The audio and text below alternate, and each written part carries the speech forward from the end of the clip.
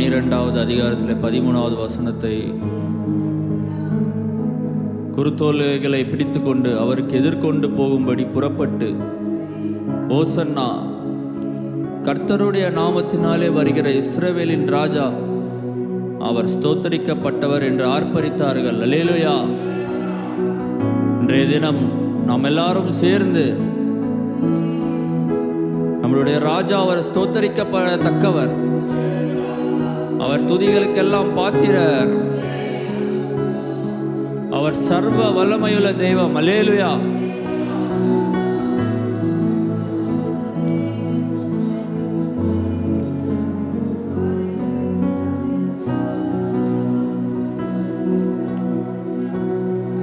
ஓயாமல் துதிப்போம், காலமெல்லாம் பாடுவோம் என்ற பாடலை நாம் எல்லாரும் சேர்ந்து கரங்களை தட்டி பாடுவோம்.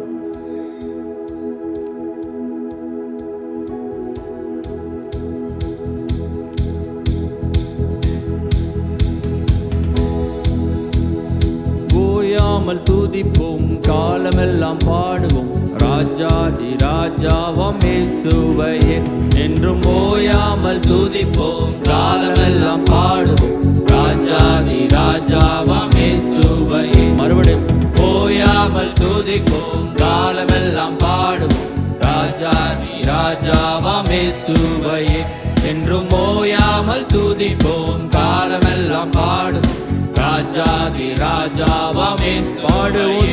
பாடு ஓசன்னா, ஓசன்னா, ஓசன்னா என்றும் ஓசன்னா, ஓசன்னா, ஓசன்னா. அல்லேலூயா. எல்லாரும் எழுந்திருந்து இருக்கையிலிருந்து என்றும் ஓசன்னா, ஓசன்னா, ஓசன்னா. யாமல் துதிப்போம், காலமெல்லாம் பாடும், ராஜாதி ராஜாவாம் இயேசுவையே என்றும் ஓயாமல் துதிப்போம், காலமெல்லாம் பாடுவோம், ராஜாதி ராஜாவாம் இயேசுவையே. பாடு ஓசன்னா, ஓசன்னா, ஓசன்னா என்றும் ஓசன்னா, ஓசன்னா, ஓசன்னா. பாடு ஓசன்னா, ஓசன்னா, ஓசன்னா என்றும் ஓசன்னா, ஓசன்னா. ரட்சிப்பை ஈந்தார், ரட்சிப்பை ஈந்தார், ரட்சிப்பை ஈந்தார், கிருபையை பொழிந்தார், கிருபையை பொழிந்தார், வாக்குத்தத்தம் செய்தார், வாக்குத்தத்தம் செய்தார், நிறைவேற்றி முடித்தார், நிறைவேற்றி முடித்தார். ரட்சிப்பை ஈந்தார், ரட்சிப்பை ஈந்தார், கிருபையை பொழிந்தார், கிருபையை பொழிந்தார், வாக்குத்தத்தம் செய்தார், வாக்குத்தத்தம் செய்தார், நிறைவேற்றி முடித்தார். நீயோ கரங்களை தட்டியே துதித்து கொண்டிரு, நீயோ கரங்களை தட்டியே துதித்து கொண்டிரு. ஓயாமல் ஆமென். அவர் ராஜாதி ராஜா, நம்மளுடைய ராஜா, அவர் ஸ்தோத்திரிக்கப்படத்தக்கவர். பாடு ஓசன்னா, ஓசன்னா, ஓசன்னா என்றும் ஓசன்னா, ஓசன்னா. ஆமென். பாடு ஓசன்னா, ஓசன்னா, ஓசன்னா. கட்டுகளை அறுத்தார், கட்டுகளை அறுத்தார், கட்டுகளை அறுத்தார், சாபங்களை முறித்தார், சாபங்களை முறித்தார், வேதனையை மாற்றினார், வேதனையை மாற்றினார், வியாதியை விலக்கினார், வியாதியை விலக்கினார். கட்டுகளை அறுத்தார், கட்டுகளை அறுத்தார், சாபங்களை முறித்தார், சாபங்களை முறித்தார், வேதனையை மாற்றினார், வேதனையை மாற்றினார், வியாதியை விலக்கினார். நீயோ கரங்களை அசைத்து துதித்து கொண்டிரு, நீயோ கரங்களை அசைத்து துதித்து கொண்டிரு. ஓயாமல் துதி. ஆமென். இயேசுவையே என்றும் ஓயாமல் துதிப்போம், காலமெல்லாம் பாடும், ராஜாதி ராஜாவா. பாடு ஓசன்னா, பாடு ஓசன்னா, ஓசன்னா, ஓசன்னா. அல்லேலூயா. ஓசன்னா, ஓசன்னா, ஓசன்னா, ஓசன்னா. ஆண்டவரே உமக்கே ஓசன்னா. சத்துருவை மிதித்தார், சத்துருவை மிதித்தார், சத்துருவை மிதித்தார்.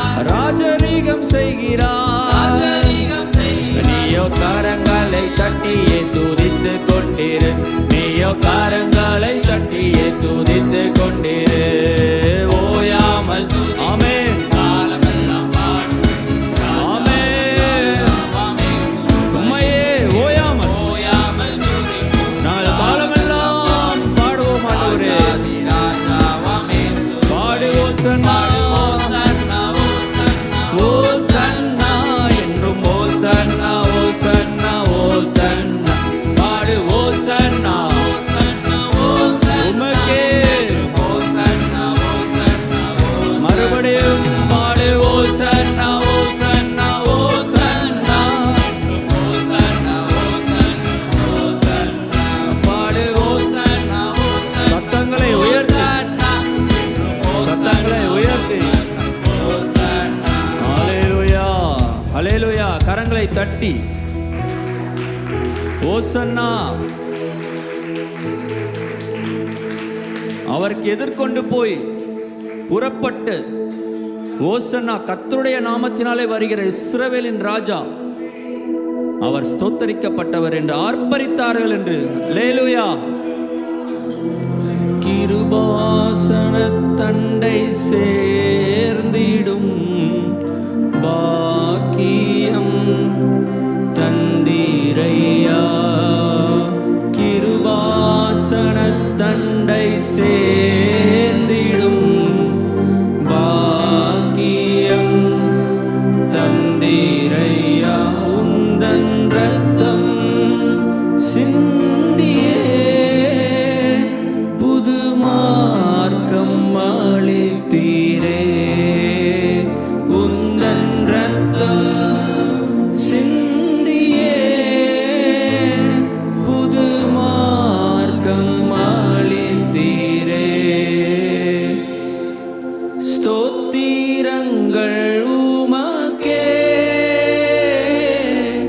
துதிகளும் உமக்கே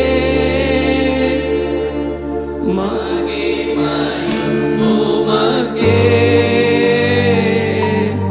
ஆராதனை என்றுமே. ஸ்தோத்திரங்கள் உமக்கே துதிகளும் உமக்கே. ஆமென். துதி கன மகிமை எல்லாம் உமக்கு ஆண்டவரே. எங்கள் ஆராதனைகளை நாங்கள் உமக்கே செலுத்துகிறோம். மறுபடியும் ஸ்தோத்திரங்கள் ஸ்தோத்திரங்கள் உமக்கே. என் ஆத்துமாவே கர்த்தரை ஸ்தோத்திரி. முழு உள்ளமே அவருடைய பரிசுத்த நாமத்தை மாத்திரம் நீ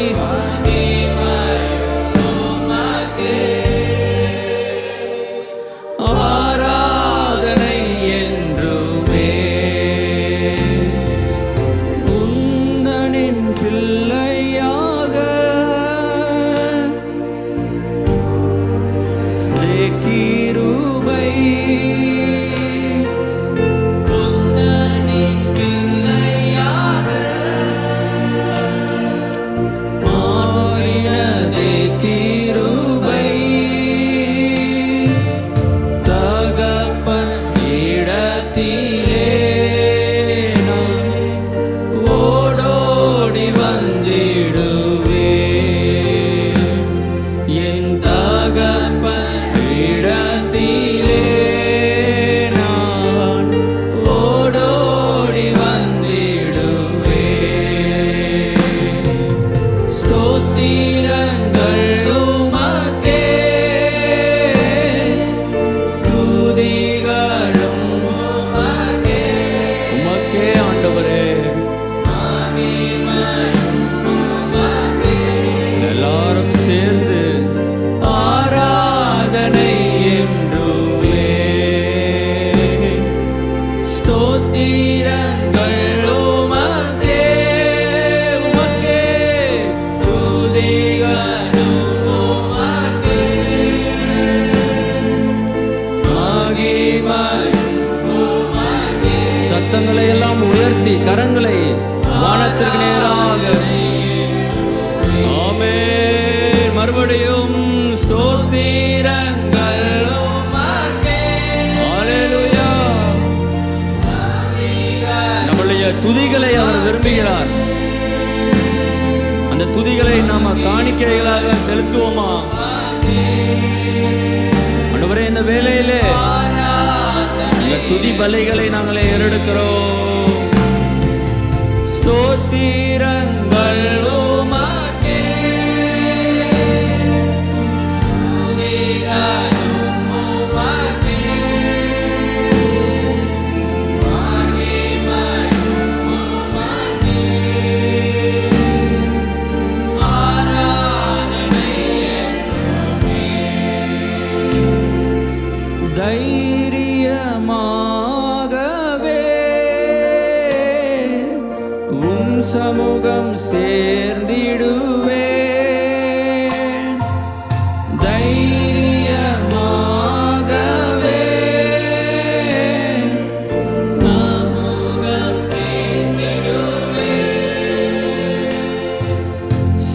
சகாயம் பெற்றிடுவே, உம் சித்தம் செய்திடுவே.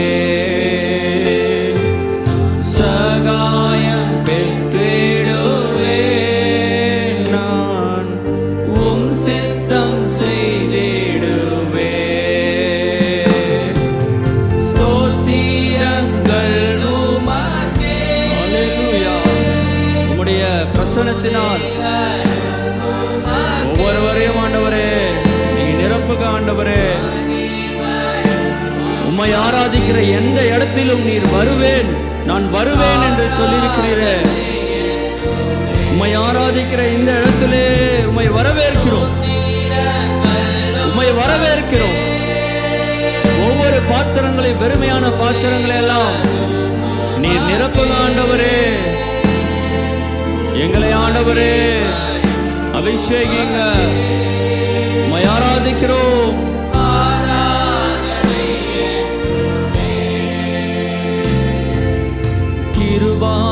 கிருபாசனத்தண்டை சேர்ந்திடும் பாக்கியம் தந்தீரையா. கிருபாசனத்தண்டை சேர்ந்திடும் பாக்கியம் தந்தீரையா. உந்தன் ரத்தம் சிந்தியே புது மார்க்கம் அளித்தீரே. உந்தன் ரத்தம் சிந்தியே புது மார்க்கம் அளித்தீரே. அல்லேலூயா. ஸ்தோத்திரங்கள் ஆண்டவரே, துதிகள், மகிமை, ஆராதனை எல்லாவற்றையும் ஆண்டவரே இந்த வேளையிலே உமக்கே நாங்கள் செலுத்துகிறோம். வார்த்தைக்கு நேராக நம்முடைய கவனத்தை கொண்டு வருவோம். இந்த நாள் குருத்தோலை ஞாயிறு என்று ஆசரிக்கப்படுகிற ஒரு பண்டிகை தினமாய் இருக்கிறபடினாலே நாம் இந்த பண்டிகையை குறித்து சற்று வேதத்திலிருந்து இயேசு கிறிஸ்து நமக்காக ஏற்படுத்தி இருக்கிற அந்த புதிய பாதையை குறித்து நாம் இந்த நாளிலே தியானிக்கலாம்.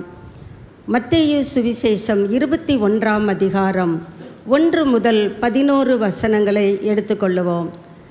மார்க்கு சுவிசேஷம் 11ஆம் அதிகாரம் 1 முதல் 11 வசனங்கள். லூக்கா சுவிசேஷம் 19ஆம் அதிகாரம் 28 முதல் 40 வரை உள்ள வசனங்கள். யோவான் சுவிசேஷ புஸ்தகம் 12ஆம் அதிகாரம் 12 முதல் 16 வரை உள்ள இந்த 4 சுவிசேஷ புஸ்தகங்களிலும் சொல்லப்படுகிற இந்த குருத்தோலை ஞாயிறு, பாம் சண்டே என்று ஆசரிக்கப்படுகிற இந்த பண்டிகையை குறித்து வேதத்திலே அருமையான விளக்கங்களை பார்க்க முடியும். மத்தேயு 21ஆம் அதிகாரம் 1 முதல் 11 வசனங்களை நாம் எல்லாருமாக சேர்ந்து வாசிக்கலாம்.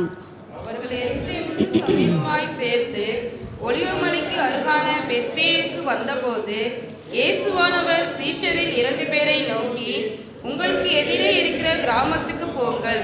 போனவுடனே அங்கே ஒரு கழுதையையும் அதனோடே ஒரு குட்டியையும் கட்டியிருக்க காண்பீர்கள். அவைகளை அவிழ்த்து என்னிடத்தில் கொண்டு வாருங்கள். ஒருவன் உங்களுக்கு ஏதாகிலும் சொன்னால் இவைகள் ஆண்டவருக்கு வேண்டும் என்று சொல்லுங்கள். உடனே அவைகளை அனுப்பிவிடுவான் என்று சொல்லி அவர்களை அனுப்பினார். இதோ உன் ராஜா சாந்த குணமுள்ளவராய் கழுதையின் மேலும் கழுதை குட்டியாகிய மரியின் மேலும் ஏறிக்கொண்டு உன்னிடத்தில் வருகிறார் என்று சீயோன் குமாரத்துக்கு சொல்லுங்கள் என்று தீர்க்கதரிசியினால் உரைக்கப்பட்டது நிறைவேறும்படி இது எல்லாம் நடந்தது. சீஷர்கள் போய் இயேசு தங்களுக்கு கட்டளையிட்டபடியே செய்து கழுதையையும் குட்டியையும் கொண்டு வந்து அவைகள் மேல் தங்கள் வஸ்திரங்களை போட்டு அவரை ஏற்றினார்கள்.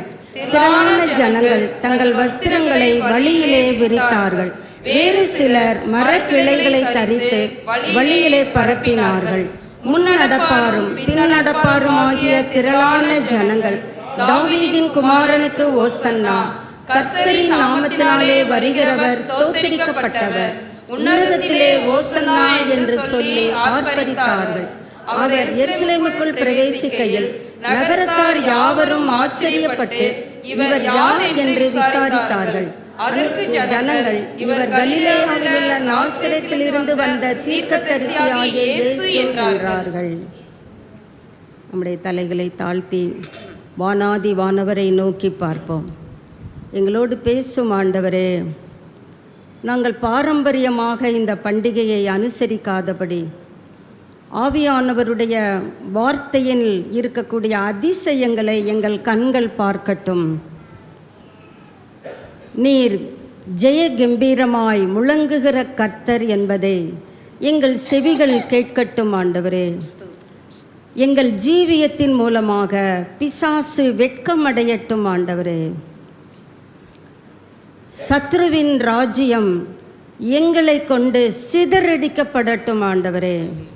அதற்கு இந்த ஆராதனை ஒரு ஏதுவாய் அமையட்டும். ஆவியானவர் எங்கள் கண்களுக்கு கலிக்கம் போடுங்கப்பா. நாங்கள் திருவசனத்தை கேட்கிறவர்களாயும் செய்கிறவர்களாயும் ஜீவிக்க ஆவியானவரே எங்களை உங்கள் கரங்களிலே கொடுக்கிறோம். உமக்கு ஓசன்னா என்று சொல்லி ஆர்ப்பரிப்புள்ள இதயத்தோடு உம்முடைய வார்த்தையை நாங்கள் ஏற்றுக்கொள்ளுகிறோம். மகிமை யாவும் உமக்கே கொடுக்கிறோம். இயேசுவின் நாமத்தில் பிதாவே, ஆமென். இந்த காலை வேளையிலே நாம் தியானிக்க இருக்கிற பகுதி, why Jesus Christ entered into Jerusalem. ஏன் இயேசு கிறிஸ்து எருசலேமுக்கு, அங்கே மத்தேயு 21:1 பார்க்கிறோம், அவர்கள் எருசலேமுக்கு சமீபமாக, இன்னும் அவர் எருசலேமுக்குள்ளே போகலை, எருசலேமுக்கு முன்னால் 2 மைல்ஸ் அவர் பிரயாணத்திலே இருக்கிறார். ஒலிவ மலைக்கு அருகான பெத்பகேயுவுக்கு வந்தபோது, இந்த பெத்தானி பெத்பகே அருகருகே இருக்கக்கூடிய சின்ன பட்டணங்கள், இந்த பட்டணங்களிலே தான் இயேசுவுக்கு பிரியமான ஒரு குடும்பம். அந்த குடும்பத்திலே தங்கி இவர் தம்மை பஸ்கா பலியாக, பஸ்கா ஆட்டுக்குட்டியாக தம்மை அர்ப்பணிக்கிற நோக்கத்தோடு எருசலேமுக்குள்ளே அவர் பயணிக்கிறதை இந்த மத்தேயு சீடன் நமக்கு சொல்லுகிறார். ஏன் இயேசு கிறிஸ்து எருசலேமுக்கு போக வேண்டும்? அவர் பஸ்கா பண்டிகையை ஆசரிக்கும்படியாக நாம் கடந்த வாரத்திலே தியானித்தது நினைவில் இருக்கும் என்று கிறிஸ்துவுக்குள் நம்புகிறேன். நமக்காக பஸ்காவாகிய கிறிஸ்து பலியிடப்பட்டு இருக்கிறாரே. பஸ்கா ஆட்டுக்குட்டி ஆகிய இயேசு கிறிஸ்து இன்னும் 5 நாட்களுக்குள்ளாக பலியிடப்பட வேண்டும். வாரத்தின் முதல் நாள் ஞாயிறிலே அவர் எருசலேமை நோக்கி போகிறார். அவர் வெள்ளி மாலை 3 மணிக்குள்ளே கொல்லப்பட வேண்டும். அதற்குள்ளாக காரியங்களை சாதுரியமாக செய்ய வேண்டும். இங்கே பண்டிகை ஜனங்கள், யூத மக்கள் ஆசரிக்கிறார்கள். பண்டிகை என்றால் குதூகலம்தானே. யூத மக்கள் பண்டிகையை கொண்டாடுவதில் சளைத்தவர்கள் அல்ல. அவர்கள் பண்டிகையை கிரமமாய் ஆசரிக்கிறவர்கள். யெகோவா தேவனை விருப்பத்துடன் ஆராதனை செய்து வழிபடுகிறவர்கள். இப்பொழுது இயேசு அவர் தாமே பலியாடாக எருசலேமுக்குள்ளே செல்ல வேண்டும். ஜனங்கள் பண்டிகையிலே குதூகலத்துடன் தான் இருப்பார்களே தவிர யாரையாவது கொல்ல வேண்டும் என்கிற திட்டம் யூத தலைவர்களுக்கோ வேத பாரகர்களுக்கோ நிச்சயமாக ஏற்படுவதற்கு வாய்ப்பு இல்லை. இயேசு அதை நன்கு அறிந்திருந்தார். ஆக இயேசு அங்கே ஒரு க்ரௌடு சைக்காலஜி என்று சொல்லுகிற மனோ தத்துவப்படி ஒரு குரூப்பை அங்கே ஃபார்ம் பண்ணுகிறார். அதுதான் நாம் பின் பகுதியிலே வாசிக்கிற அல்லேலுயா, கர்த்தரின் நாமத்திலே வருகிறவர் ஸ்தோத்திரிக்கப்பட்டவர், ஓசன்னா என்று ஜனங்கள் ஆர்ப்பரிக்க ஆரவாரிக்க அவர் இடம் கொடுக்கிறார். அதற்கு சீஷர்களை பயன்படுத்துகிறார். நான் சொல்கிற இடத்துக்கு போங்க, அங்கே ஒரு கழுதை தாயும் பிள்ளையும் கட்டப்பட்டிருக்கும், அதை அவிழ்த்து விட்டு வாருங்க, அதை என்கிட்ட கொண்டு வாங்க. கேட்பாங்க அந்த வீட்டு ஓனர், ஏப்பா அவுக்குறீங்க, ஆண்டவருக்கு வேணும்னு சொல்லுங்க. அவங்க ஒன்றும் சொல்ல மாட்டாங்க. நாம் அந்த பகுதியை தான் நாம் எல்லாரும் சத்தமாக வாசித்தோம். ஆகவே நீங்கள் அந்த சம்பவத்தை மனதில் கொண்டவர்களாக இந்த வார்த்தையை நீங்கள் சற்று கவனத்தோடு கேட்கும்படி கர்த்தர் நம் ஒவ்வொருவருக்குமே உதவி செய்வாராக. எல்லா தூக்க மயக்கம், நித்திரை மயக்கம் எல்லாம் நம்மை விட்டு விலகி போகட்டும். கர்த்தருடைய வார்த்தையை கருத்துடன் தியானிப்போம். பாம் சண்டே என்று சொல்லப்படுகிற இந்த பண்டிகை ஈஸ்டர் சண்டேக்கு முந்தைய சண்டேயிலே வருகிறதாக அந்த பண்டிகை கணக்கீட்டாளர்கள் கருதுகிறார்கள். இதை வரலாற்று ஆசிரியன் சொல்லுகிறான், Palm Sunday is a sister of Easter Sunday என்று சொல்லுகிறார்கள். இந்த பாம் சண்டே என்பது கர்த்தர் உயிர்த்தெழுந்த அந்த ஆராதனைக்கு ஒரு சகோதரி பண்டிகை என்று வரலாற்று ஆசிரியர்கள் கணிக்கிறார்கள். கிட்டத்தட்ட 1700களிலே ரஷ்ய தேசத்திலே நாம் இப்பொழுது எப்படி டாகை எடுத்துக்கொண்டு வாக்கிங் செல்லுகிறோம். மருத்துவர்களே சொல்லுகிறார்கள், நீங்கள் பெற்று வளர்த்தீங்கன்னா அதை எடுத்துக்கிட்டு நீங்கள் வாக்கிங் போங்க, 1/2 hour வாக்கிங் போங்க. 1700களிலே ரஷ்ய தேசத்திலே டாங்கி வாக்ஸ் என்று சொல்லப்படுகிற பெரியவர்கள், வயதில் முதிர்ந்தவர்கள் கழுதையை தங்கள் கைகளில் பிடித்து கொண்டு நடந்து செல்லுவார்களாம். அது அவர்களுக்கு மிகவும் பிடித்தமான ஒன்று என்று வரலாறு குறிப்பிடுகிறது. இந்த ஏன் கழுதையை அவர்கள் ப்ரிஃபர் பண்ண வேண்டும், ஏன் கழுதையை தேர்ந்தெடுக்க வேண்டும்? இந்த கழுதை சமாதானத்திற்குரிய ஒரு அனிமலாக அந்த நாட்களிலே கருதப்பட்டு வந்தது. கர்த்தராகிய ஆண்டவரும் தம்மை குறித்து தீர்க்க தரிசனமாக சகரியா 9ஆம் அதிகாரம் 9வது வசனத்திலே வாசித்து பார்ப்போமேயானால், சகரியா 9:9, சீயோன் குமாரத்தியே எப்படி களி கூறு, மிகவும் களி கூறு, ரொம்ப சந்தோஷப்படு, அதுதான் மிகவும் களி கூறு. எருசலேம் குமாரத்தியே கெம்பீரி. ஏன் கெம்பீரிக்க வேண்டும், ஏன் சந்தோஷப்பட்டு களி கூற வேண்டும்? உன் ராஜா உன்னிடத்தில் வருகிறார். யார்கிட்ட வருகிறார்? உன் ராஜா யாருக்கிட்ட வருகிறார்? உன்னிடத்தில் வருகிறார். அப்படி பக்கத்தில் இருக்கிறவங்கள பார்த்து நீங்கள் சொல்லுவீங்கன்னா அது என்னிடத்திலே வருகிறார் என்கிற கருத்தையும் அங்கே உள்ளடக்கிவிடும். கர்த்தர் நம் ஒவ்வொருவரிடத்திலும் வருகிறார். அவர் எப்படி வருகிறார்? சமாதான கர்த்தர். அவர் ஏசாயா 9:6 அவருடைய பெயர் சமாதான பிரபு எனப்படும். அவர் சமாதானத்தை நதி அளவாய் ஊற்றுகிறவர். இந்த கடைசி நாட்களிலே சமாதானம் இல்லாத நிலைமையை தேவ பிள்ளைகள் குடும்பங்களிலும் சபைகளிலும் தத்ரூபமாக காண முடிகிறது. சமாதானம் சமாதானம் என்று மேற்பூச்சாய் பூசிக்கொள்ளுகிறார்கள். ஆனால் உள்ளேயோ காயங்களினால் ரணங்களினால் அவர்கள் தவிக்கிறார்கள் என்று தீர்க்கன் எரேமியாவை கொண்டு சபையின் அவல நிலைமையை கர்த்தர் அங்கே பிட்டு வைக்கிறதை பார்க்க முடியும். இங்கே சொல்லுகிறார், உன் ராஜா உன்னிடத்தில் வருகிறார். அவர் எப்படிப்பட்டவரா? நீதி உள்ளவர், இரட்சகர், தாழ்மை உள்ளவர்.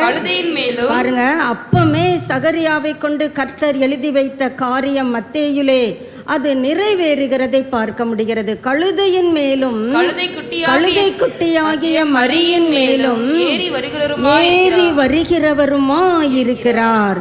இயேசு கிறிஸ்துவின் காலத்திலே கழுதை என்று சொல்லப்படும் பொழுது நம்முடைய தமிழகத்திலே தென்பகுதியிலே நீங்கள் போவீர்களானால் தேனி மாவட்டம் போடி மெட்டு இந்த பகுதிகளிலே கழுதைகளை அதிகமாக பார்க்க முடியும். சுமைகளை சுமப்பதற்கு நீங்கள் தேனியிலிருந்து போடி மெட்டுக்கு கழுதையில் ஏற்றி விட்டுருவாங்க. பெரிய லோடோடு அந்த கழுதை அப்படியே ஸ்லோவாக போய்கிட்டு இருக்கும். யாரும் அந்த கழுதையை தொற்ற முடியாது. முன்னால் போனீங்கன்னா கழுதை உங்களை கடிச்சிரும். பின்னால் இருந்து அந்த சுமையை எடுக்க வேண்டும் நினைத்தா காலை கொண்டு உங்களை உதறி விடும். சொல்லுவாங்கள்ல, முன்னால் போனால் கடிக்கிற, பின்னால் போனால் உதைக்கிற, = டாங்கி. அந்த கழுதையினுடைய கேரக்டர். அதனால் தைரியமாக என்ன பண்ணுவாங்கன்னா, அந்த கழுதை கூட போக மாட்டாங்க வியாபாரிகள். சுமையை அதிலே ஏற்றிவிட்டு இவர்கள் அடுத்த வேலைகளை செய்ய முற்பட்டு விடுவார்கள். இந்த கழுதை இந்த நம்முடைய ஊர்களிலே காணப்படுகிற துணி துவைக்கக்கூடிய மக்கள் கழுதைகளை பயன்படுத்துவார்கள். இந்த கழுதை போல அல்ல யூதர்களிடத்திலே காணப்பட்ட கழுதை. அது ஒவ்வொரு வீட்டிற்கும் ஒரு கார் இருந்தால் எப்படி அந்த வீட்டார் பெருமிதம் அடைகிறார்களோ அதே போன்று ஒவ்வொரு வீட்டிலும் இந்த கழுதையை மிகவும் செல்ல பிராணியாக வளர்ப்பார்கள். நீங்கள் வேதத்தில் பார்க்கும் பொழுது அந்த நல்ல சமாரியன் சம்பவத்திலும் கூட அவன் என்ன செய்கிறான், தன் சுய வாகனத்தின் மேல் அந்த குற்றுயிராய் கிடக்கிற அந்த யூதனை ஏற்றி கொண்டு செல்லுகிறான். அது எதை குறிப்பிடுகிறது? சொந்தமாக கழுதை வைத்திருக்கிறவர்கள் வசதி படைத்தவர்கள். இன்றைக்கு கார் வைத்திருக்கிறவங்களை நம்ம என்ன சொல்லுவோம், கார் வச்சுருக்காங்கப்பா அப்படின்னு சொல்லுவோம். அந்த நாட்களிலே யூதர்கள் பெருமையாக நினைப்பது இப்படிப்பட்ட கழுதைகளை. இது கோவேறு கழுதை என்றும் கூட சொல்ல முடியாது. இந்த கழுதை ஒரு உயர்தர கழுதையாக இருக்கும். கழுதையின் முகமும் குதிரையின் உடல் வாகுமாக அமைந்திருக்கிற ஒரு மிருகம் என்று நமக்கு வரலாறு கூறுகிறது. இந்த கோவேறு கழுதையை தான் இயேசு கிறிஸ்துவின் காலத்திலே ராஜாக்கள் கூட அதிலே ஏறி பயணித்ததாக நமக்கு அநேக சம்பவங்களை பார்க்க முடியும். கழுதையை காணோம் என்றுதான் பழைய ஏற்பாட்டிலே ஒரு மனிதன் என்ன செய்கிறான், தேடிக்கொண்டு வருகிறான். கர்த்தர் அவனை என்ன செய்கிறார், கழுதையை தேடாதப்பா, ஜனங்களை மேய்க்கும்படி உன்னை நான் அபிஷேகித்தேன் என்று ஒலிவ எண்ணெயை கொண்டு அவன் தலையிலே அவன் சிரசிலே அபிஷேகித்து தீர்க்கன் அனுப்புகிறதை நாம் சாமுவேல் புஸ்தகத்திலே நாம் வாசித்து அறிய முடியும்.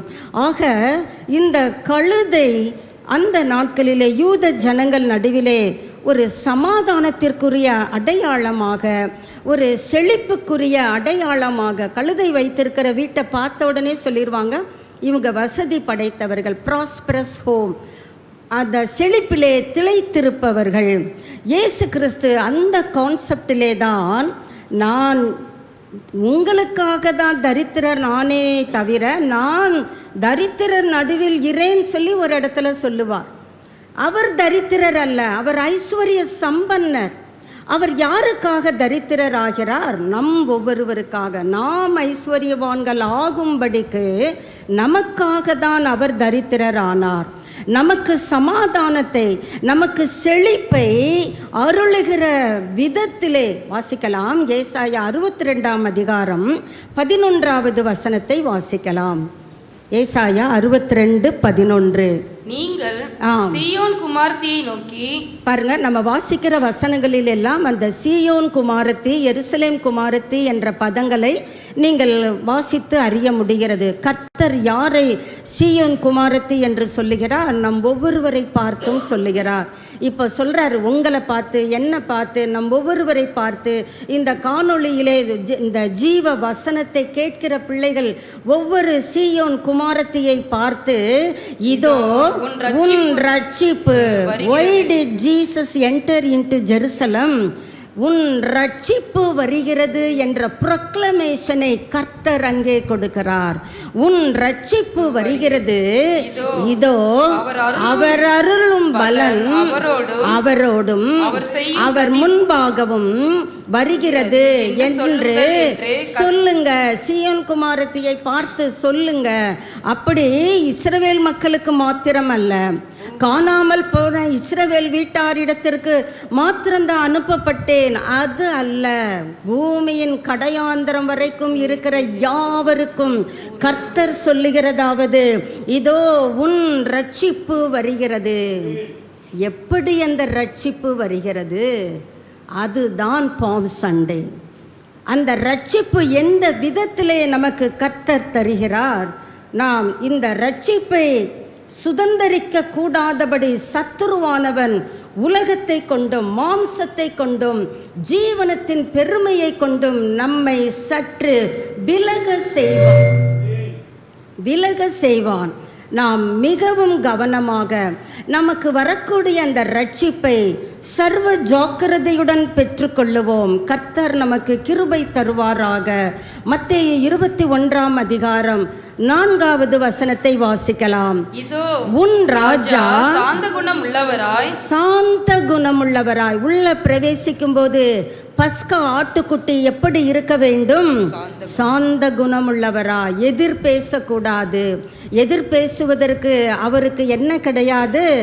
இந்த இடத்திலே மனுக்குலத்தின் அத்தனை அக்கிரமங்களையும் அவர் தனியனாய் சுமக்க வேண்டும். அதனால அவர் எப்படி வருகிறார்? சாந்த குணமுள்ளவராக கழுதையின் மேலும் கழுதை குட்டியாகிய மரியின் மேலும் எங்க வருகிறார்?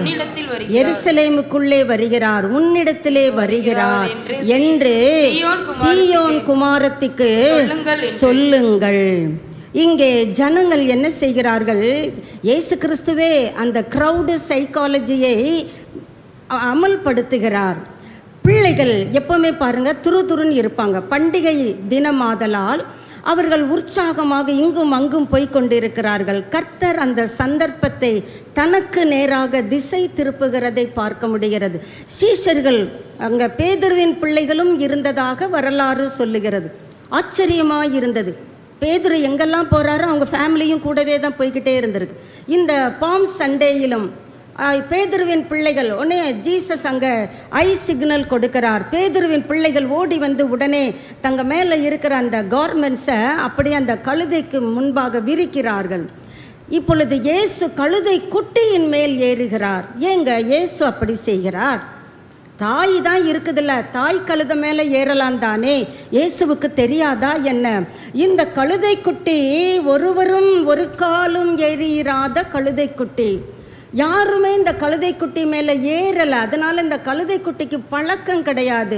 இயேசு பிரான் அங்கே ஏறி உட்கார்ந்த உடனே கழுதை திமிருகிறது, இங்கும் அங்குமாக ஓடுகிறது, கூட்டத்தை சேர்க்கிறார் கர்த்தர். ஆச்சரியமாயிருந்தது இதை வாசிக்கும் பொழுது. கூட்டம் தமக்கு நேராய் கேதர் ஆகட்டும், க்ரௌடை ஏற்படுத்துகிறார். அங்கே பிள்ளைகள் சாதாரண ஒரு 10 பிள்ளைகள் கேன்னு கத்தினா உடனே பெரியவங்க எல்லாருமே கவனிக்கிறது வழக்கம் தானே. அங்கே பிள்ளைகள் ஆர்ப்பரிக்கிறது பெரியவர்களும் பார்க்கிறார்கள். அவர்களும் பண்டிகை சந்தோஷம், நாங்களும் சேர்ந்து கொள்ளுகிறோம் சொல்லி அவங்களும் என்ன பண்ணுறாங்க? ஆரவாரிக்கிறார்கள். கர்த்தர் அதை தமக்கு சாதகமாக பயன்படுத்துகிறார். ஏன் சாதகமாக பயன்படுத்துகிறார்? பண்டிகை நாளிலே வேதபாரகரோ யூதரோ யார் ஒருவரை கொலை செய்ய வேண்டும் என்று யோசிப்பதில்லை. எல்லாரும் சந்தோஷமாக இருப்போம், நம்ம பண்டிகையை கொண்டாடுவோம். அப்படிதான் தேவாலயத்திற்கு எருசலேமுக்குள்ளாக வந்திருக்கிறார்கள். ஆனால் சூழ்நிலை மாற வேண்டும். பஸ்கா ஆட்டுக்குட்டி அங்கே பலியிடப்பட வேண்டும். அப்படி என்றால் இவர்கள் யூதர்கள் பண்டிகை மகிழ்ச்சியிலே திளைத்து கொண்டு இருக்கும் பொழுது என்ன கொல்றதுக்கு அவங்களுக்கு அந்த சிந்தனை கூட வராதே. நான் தான் அதை உருவாக்க வேண்டும். யூதர்களை சற்று கோபப்படுத்தினால் அவர்கள் தம் மீது அவர்கள் திசை திரும்புவார்கள். இங்கே ஒரே அமளி ஏற்படுகிறதை வேதபாரகரும் பரிசேயரும் கவனிக்கிறார்கள். முதல்ல அவங்க அமைதியாக விட்டு விடுகிறார்கள். சின்ன பிள்ளைங்க தானே, என்ஜாய் பண்ணட்டும், அவங்க சந்தோஷமாக இருக்கட்டும், பிள்ளைகள் சந்தோஷம்தான் நமக்கு. அப்படியாக நினைத்து கொண்டிருந்தவர்கள் க்ரௌடு ரொம்ப லார்ஜ் க்ரௌட் ஆகிவிட்டது. இப்பொழுது முன்னடப்பாரும் பின்னடப்பாரும் ஓசன்னா ஓசன்னா. இப்போ தான் வேதபாரகர்களுக்கு கொஞ்சம் எரிச்சல், கொஞ்சம் கோபம், கொஞ்சம் வெறுப்பு ஏற்படுகிறது. இதுதானே இயேசு எனக்கு தேவை என்கிறார். இப்பொழுது அவர்களை சற்று என்ன செய்கிறார்? இன்னும் கொஞ்சம் கோபப்படுத்த வேண்டும். இப்பொழுது எருசலேமுக்குள்ளே பிரவேசித்து விட்டார். வாசிக்கலாம், 10வது வசனத்துக்கு வருவோம்.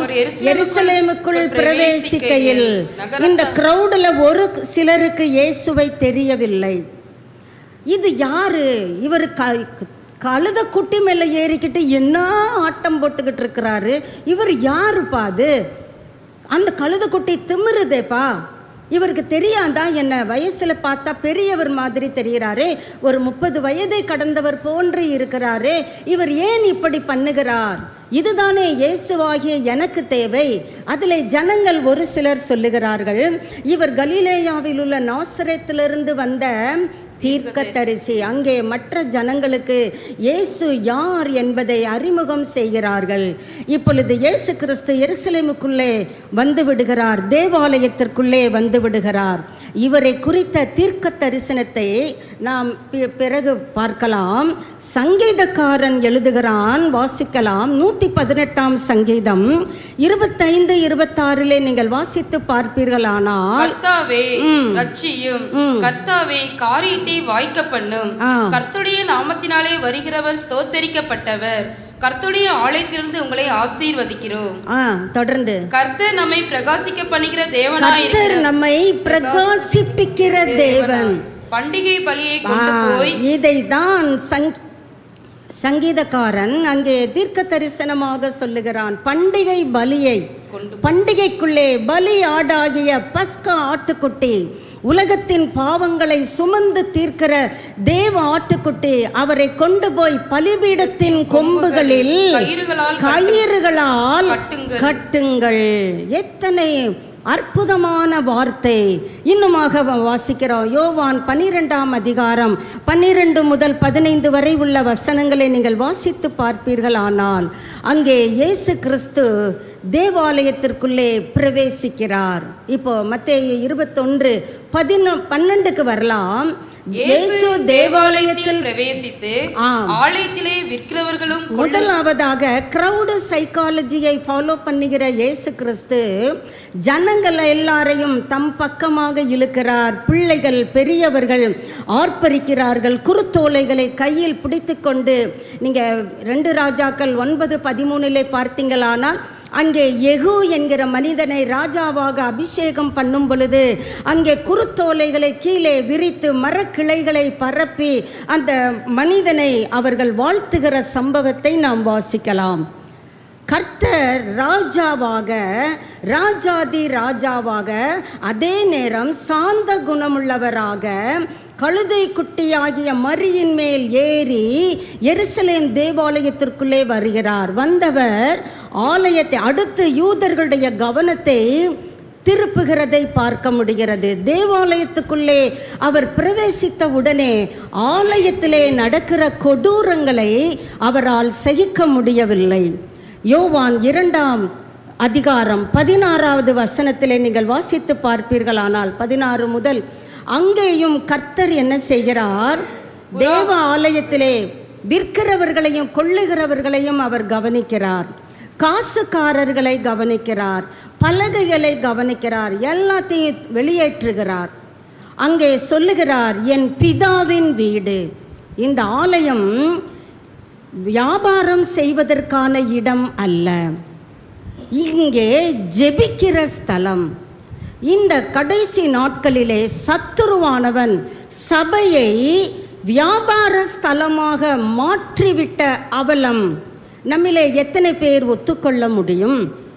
சபை வியாபாரமயமாகிவிட்டது.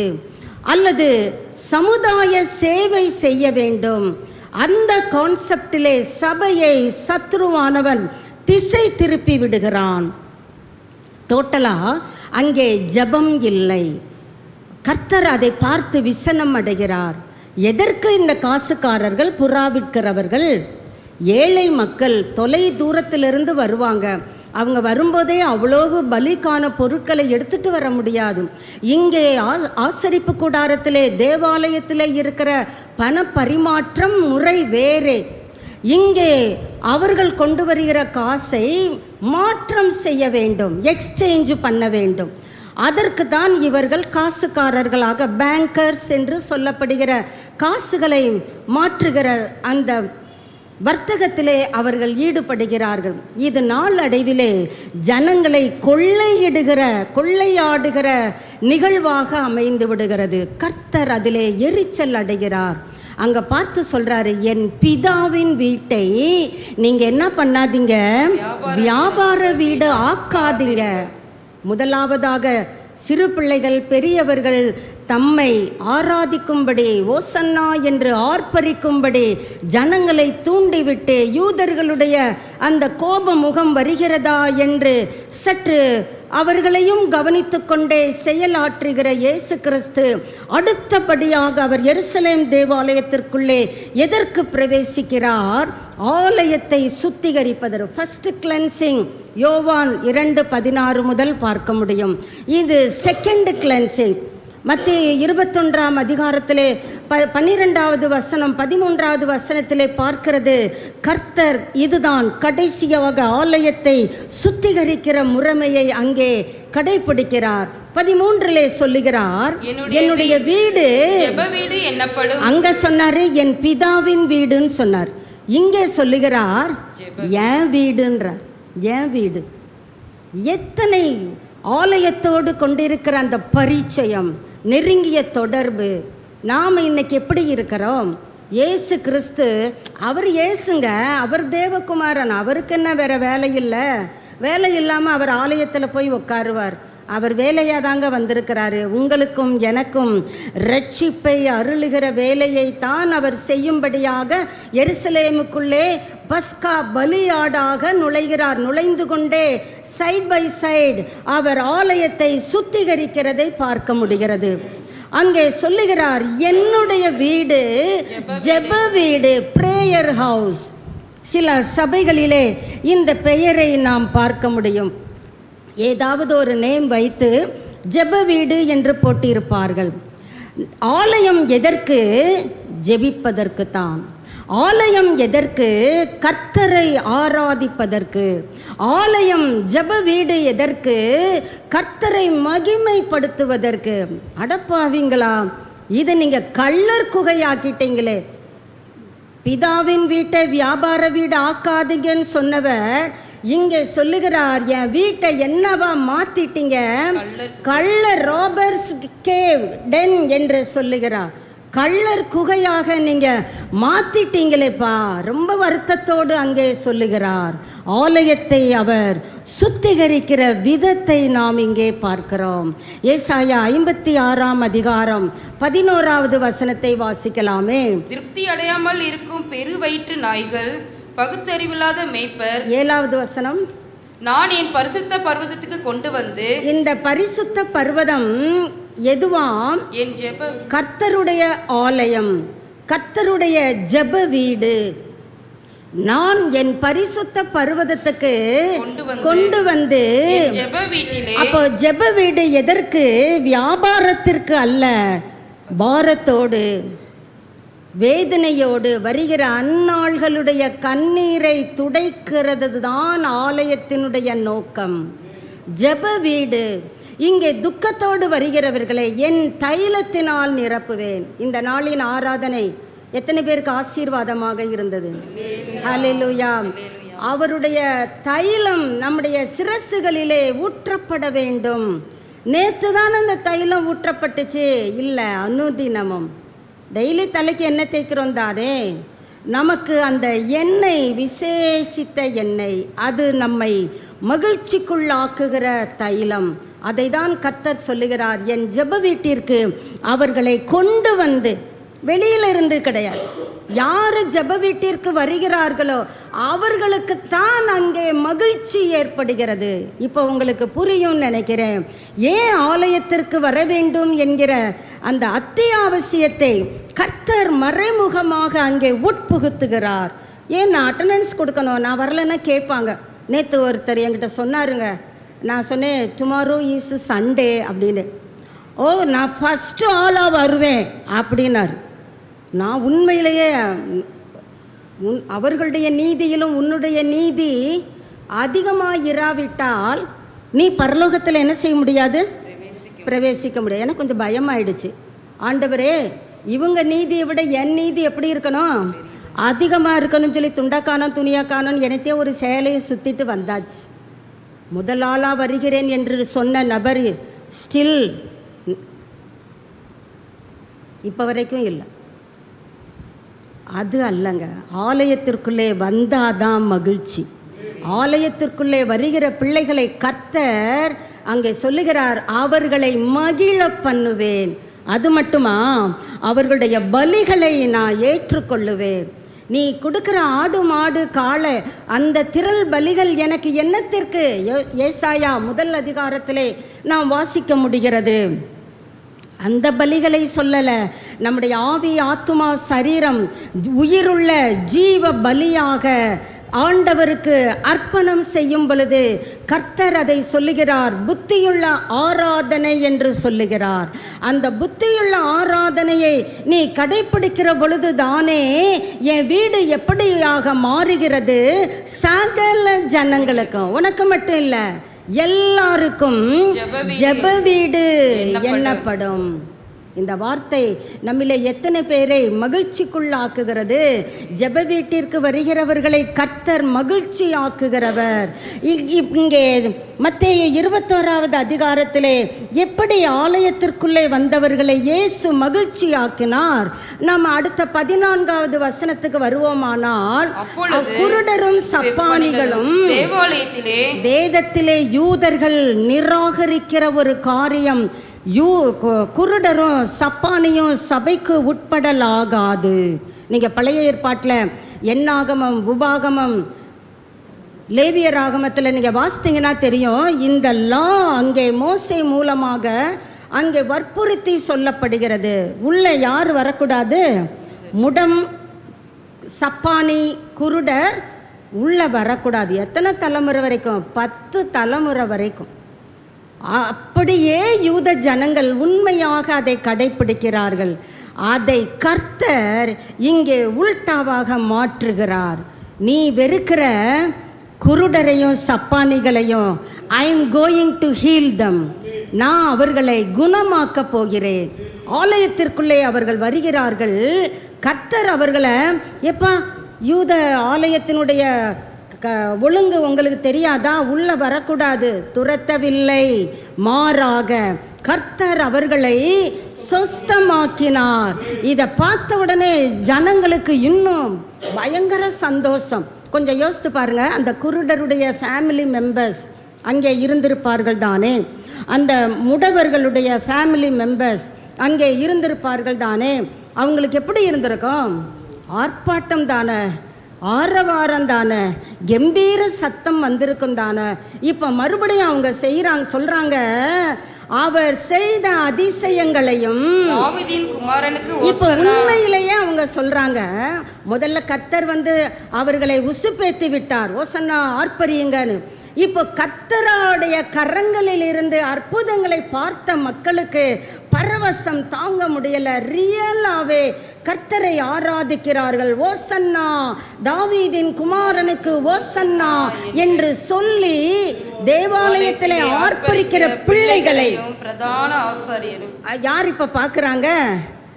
பிரதான ஆசாரியரும் வேத பாரகரும் கண்டு, இதுதாயா எனக்கு வேணும், உங்களை கோபப்படுத்துறது எனக்கு பிடிக்கும். ஏன்? கர்த்தர் கோபப்படுத்தி பார்க்கிறவரா? இல்லை, தன் பலியாக வேண்டுமே அந்த சந்தர்ப்பத்தை கிரியேட் பண்ணுகிறார். யூதர்கள் கோபப்பட்டாதான் மூர்க்கம் அடையணும். அடுத்து அவர் செய்ய போகிற காரியம் பார்த்தீங்கன்னா, இப்போ கோபந்தான் பட்டிருக்கிறாங்க. அடுத்து அவர் செய்கிற காரியம் நம்மை இன்னும் பரவசத்துக்குள்ளாக்குகிறது. ஏன்? மற்றவர்களை இயேசு கோபப்படுத்துவது நமக்கு பரவசமா? இல்லை, இல்லை. நம்மீது வைத்திருக்கிற அக்கறையின் நிமித்தம், நமக்காக பலியிடப்பட வேண்டுமே என்கிற ஆதங்கத்தின் நிமித்தம் கர்த்தர் நம்முடைய பஸ்காவாகிய கிறிஸ்து பலியிடப்பட்டிருக்கிறாரே என்ற வார்த்தையினுடைய மெய்ப்பொருளை அவர் தத்ரூபமாக அங்கே அனுசரிக்க வேண்டுமே. யூதர்கள் இப்போ பார்க்குறாங்க, கோபம் அடைந்து இப்போ கேட்குறாங்க, என்ன இந்த பிள்ளைங்க சொல்கிறத கேட்குறீரா? என்ன கத்தி தொலைக்குதுங்க, இந்த பிள்ளைகள் அமைதலாக இருக்க சொல்லுங்க. ஆமாம் ஆமாம், யூதர்கள் நம்ம தலைவர்கள்ப்பா, எல்லாம் அமைதலாக இருங்க. அப்படியா சொன்னார்? பட்டுன்னு வச்சாரு. சங்கீதம் 8:2 அங்கே அவர்களுக்கு சொல்லுகிறார், குழந்தைகள் பாலகர் வாயிலே பெலன் உண்டு பண்ணுகிறவர். ஏப்பா அவங்க கூப்பிடலைன்னா இந்த கல்லுகள் கூப்பிடும். உனக்கு அது தெரியாதா? இப்போ இன்னும் கொஞ்சம் யூத மக்களுக்கு என்ன ஆகியிருக்கும்? எகிரி இருக்கும்ல, பிபி ஹையாக ஆகியிருக்கும் தானே. கோபிக்கிறார்கள். கோபித்து இப்போ அவர்கள் அடுத்து என்ன செய்கிறார்கள்? வரலாறு சொல்லுகிறது, காய்பா காய்பா காய்பான்கிட்டு போகிறார்கள். காய்பா தான் அந்த வருஷத்துக்கு பிரதான ஆசாரியன். பிரதான ஆசாரியன்கிட்ட தான் எதையுமே ரிப்போர்ட்டு கொடுக்க வேண்டும். தங்கள் இஷ்டத்திற்கு எதையுமே செய்யப்படாது. உடனே இவர்கள் பிரதான ஆசாரியனுக்கு தகவலை அனுப்புகிறார்கள். கர்த்தர் அதை வரவேற்கிறார். பிரதான ஆசாரியன் மூலமாகத்தான் இந்த பஸ்கா ஆடு பலியிடப்பட வேண்டும் என்கிறத நியாய தீர்ப்பு பிரதான ஆசாரியன் தான் சொல்ல வேண்டும். இப்போ இந்த ஜனங்கள் கோபப்பட்டா போதுமா? பிரதான ஆசாரியன் தீர்ப்பு வரணுமே. அதற்கேதுவாக கர்த்தர் அங்கே கனிகளை கேட்க ஆரம்பிக்கிறார். கனி கொடுக்கிற ஜீவியம் உங்களிடத்திலே உண்டா? அங்கே மரத்தை பார்க்கிறார், அத்தி மரம். அவருக்கு தெரியும் இது சீசன் கிடையாதுன்னு.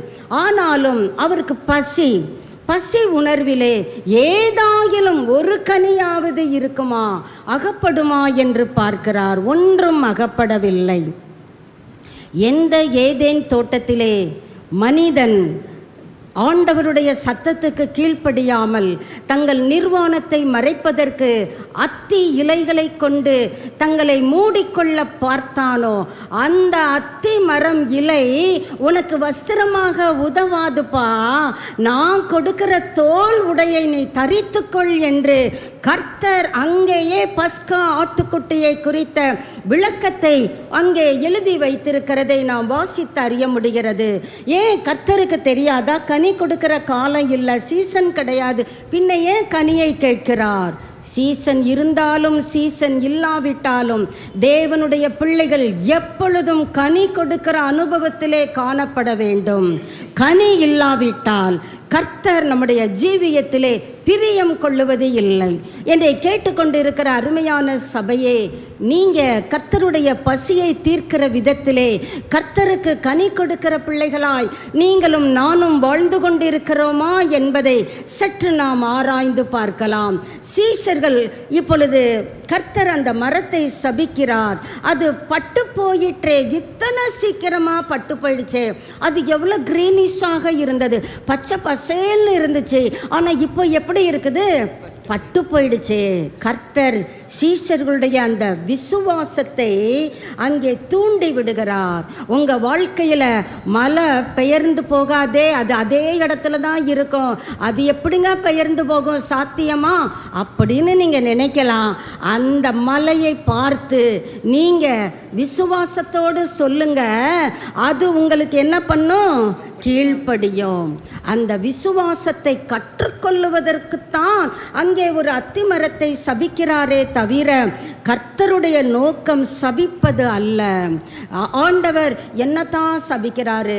என் வாழ்க்கையில் தான் கஷ்டத்தின் மேலே கஷ்டம், எனக்கு தான் பாடு மேலே பாடு, உன்னை கடந்தா அடுத்து இன்னொன்று ஓடி வருது. சொல்லுவாங்க, சான் ஏறுனா முளம் வழுக்குது, எல்லாம் எனக்கு தான் வந்து விடியுது. இந்த புலம்பலோடு தேவ பிரசன்னத்திலே அமர்ந்திருக்கிறோமோ, கர்த்தர் உங்கள் விசுவாசத்தை தூண்டி விடுகிறார். உங்கள் வாழ்க்கையிலே உங்களுக்கு எதிராய் நிற்கிற மலை மாதிரி இருக்கிற பெரிய கஷ்டம், உங்களுக்கு அது மலை மாதிரி இருக்குது. இந்த மலை எப்படி நகர்ந்து போகும்? இதெல்லாம் நகராது, எனக்கு தெரியும். அது அல்ல. நீங்கள் விசுவாசம் உள்ளவர்களாக அந்த மலையை பார்த்து பேசுங்க. நான் எப்படி அந்த அத்திமரத்தை பார்த்து நான் பேசினேன், அது மாதிரி நீங்கள் பேசுங்க. பாருங்கள், எருசலேமுக்குள்ளே பிரவேசித்து அவர் எதெல்லாம் செய்து கொண்டு வருகிறார், நாம் ஸ்டெப் பை ஸ்டெப்பாக தியானித்து கொண்டு இருக்கிறோம்.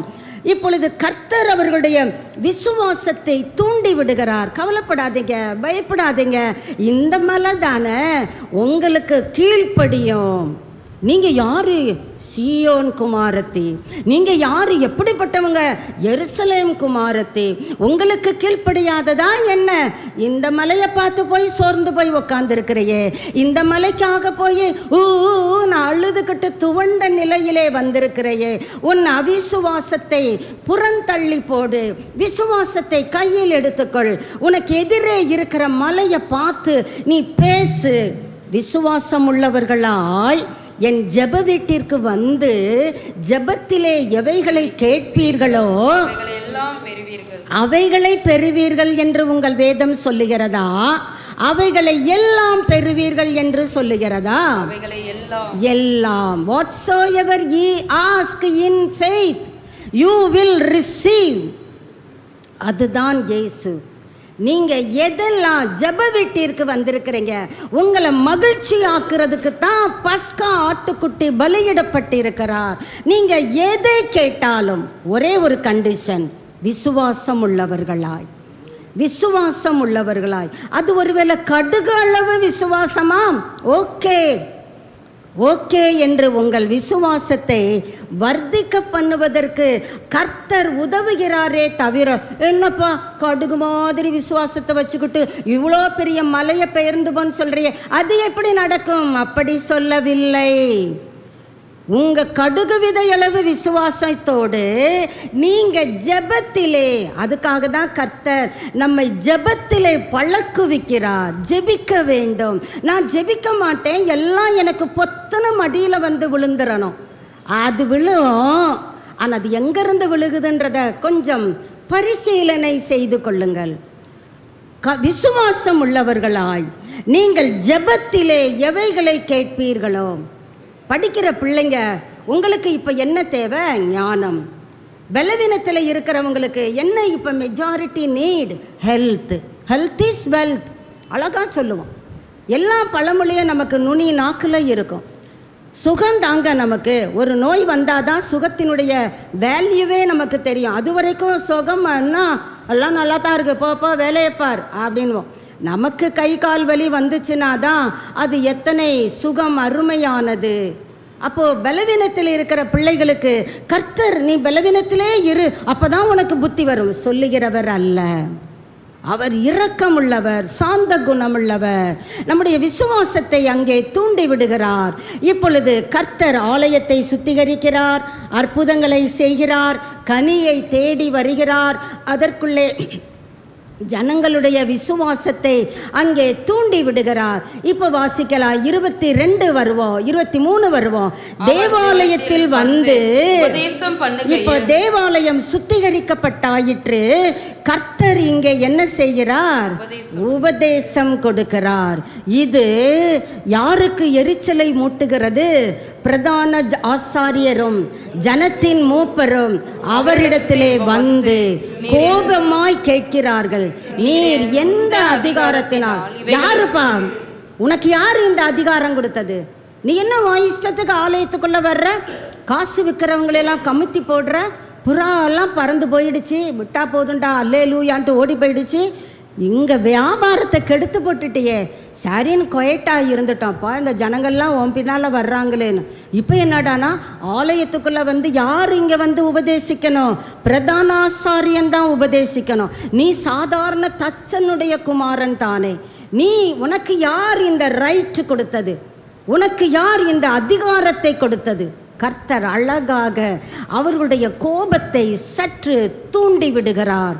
சொல்கிறார், கேட்குறார் பாருங்க, நான் உங்ககிட்ட ஒரு காரியத்தை கேட்குறேன், அதை எனக்கு சொல்லுங்க, நானும் சொல்கிறேன். அழகாக இருக்குல்ல இயேசு கிறிஸ்துவினுடைய அந்த புத்தி சாதுரியம், பிரசன்ஸ் ஆஃப் மைண்ட். அவர் எதற்கு எருசலேமுக்குள்ளே வருகிறார்? பஸ்காவாக பலியிடப்பட வருகிறார். பலியிடப்பட வருகிற ஆடு அந்த இடத்திலும் தேவனுடைய உன்னத பணியை செய்ய தவறவில்லை. அங்கே அவங்க கிட்ட கேட்குறாரு, யோவான் கொடுத்த ஸ்நானம் மனிதராலா தேவனாலா? யாரால உண்டாயிடுச்சு? மனுஷரால உண்டாச்சுன்னா இந்த பயபிள்ளைங்க நம்மளை கல்லெறிஞ்சு கொன்றுவாங்க.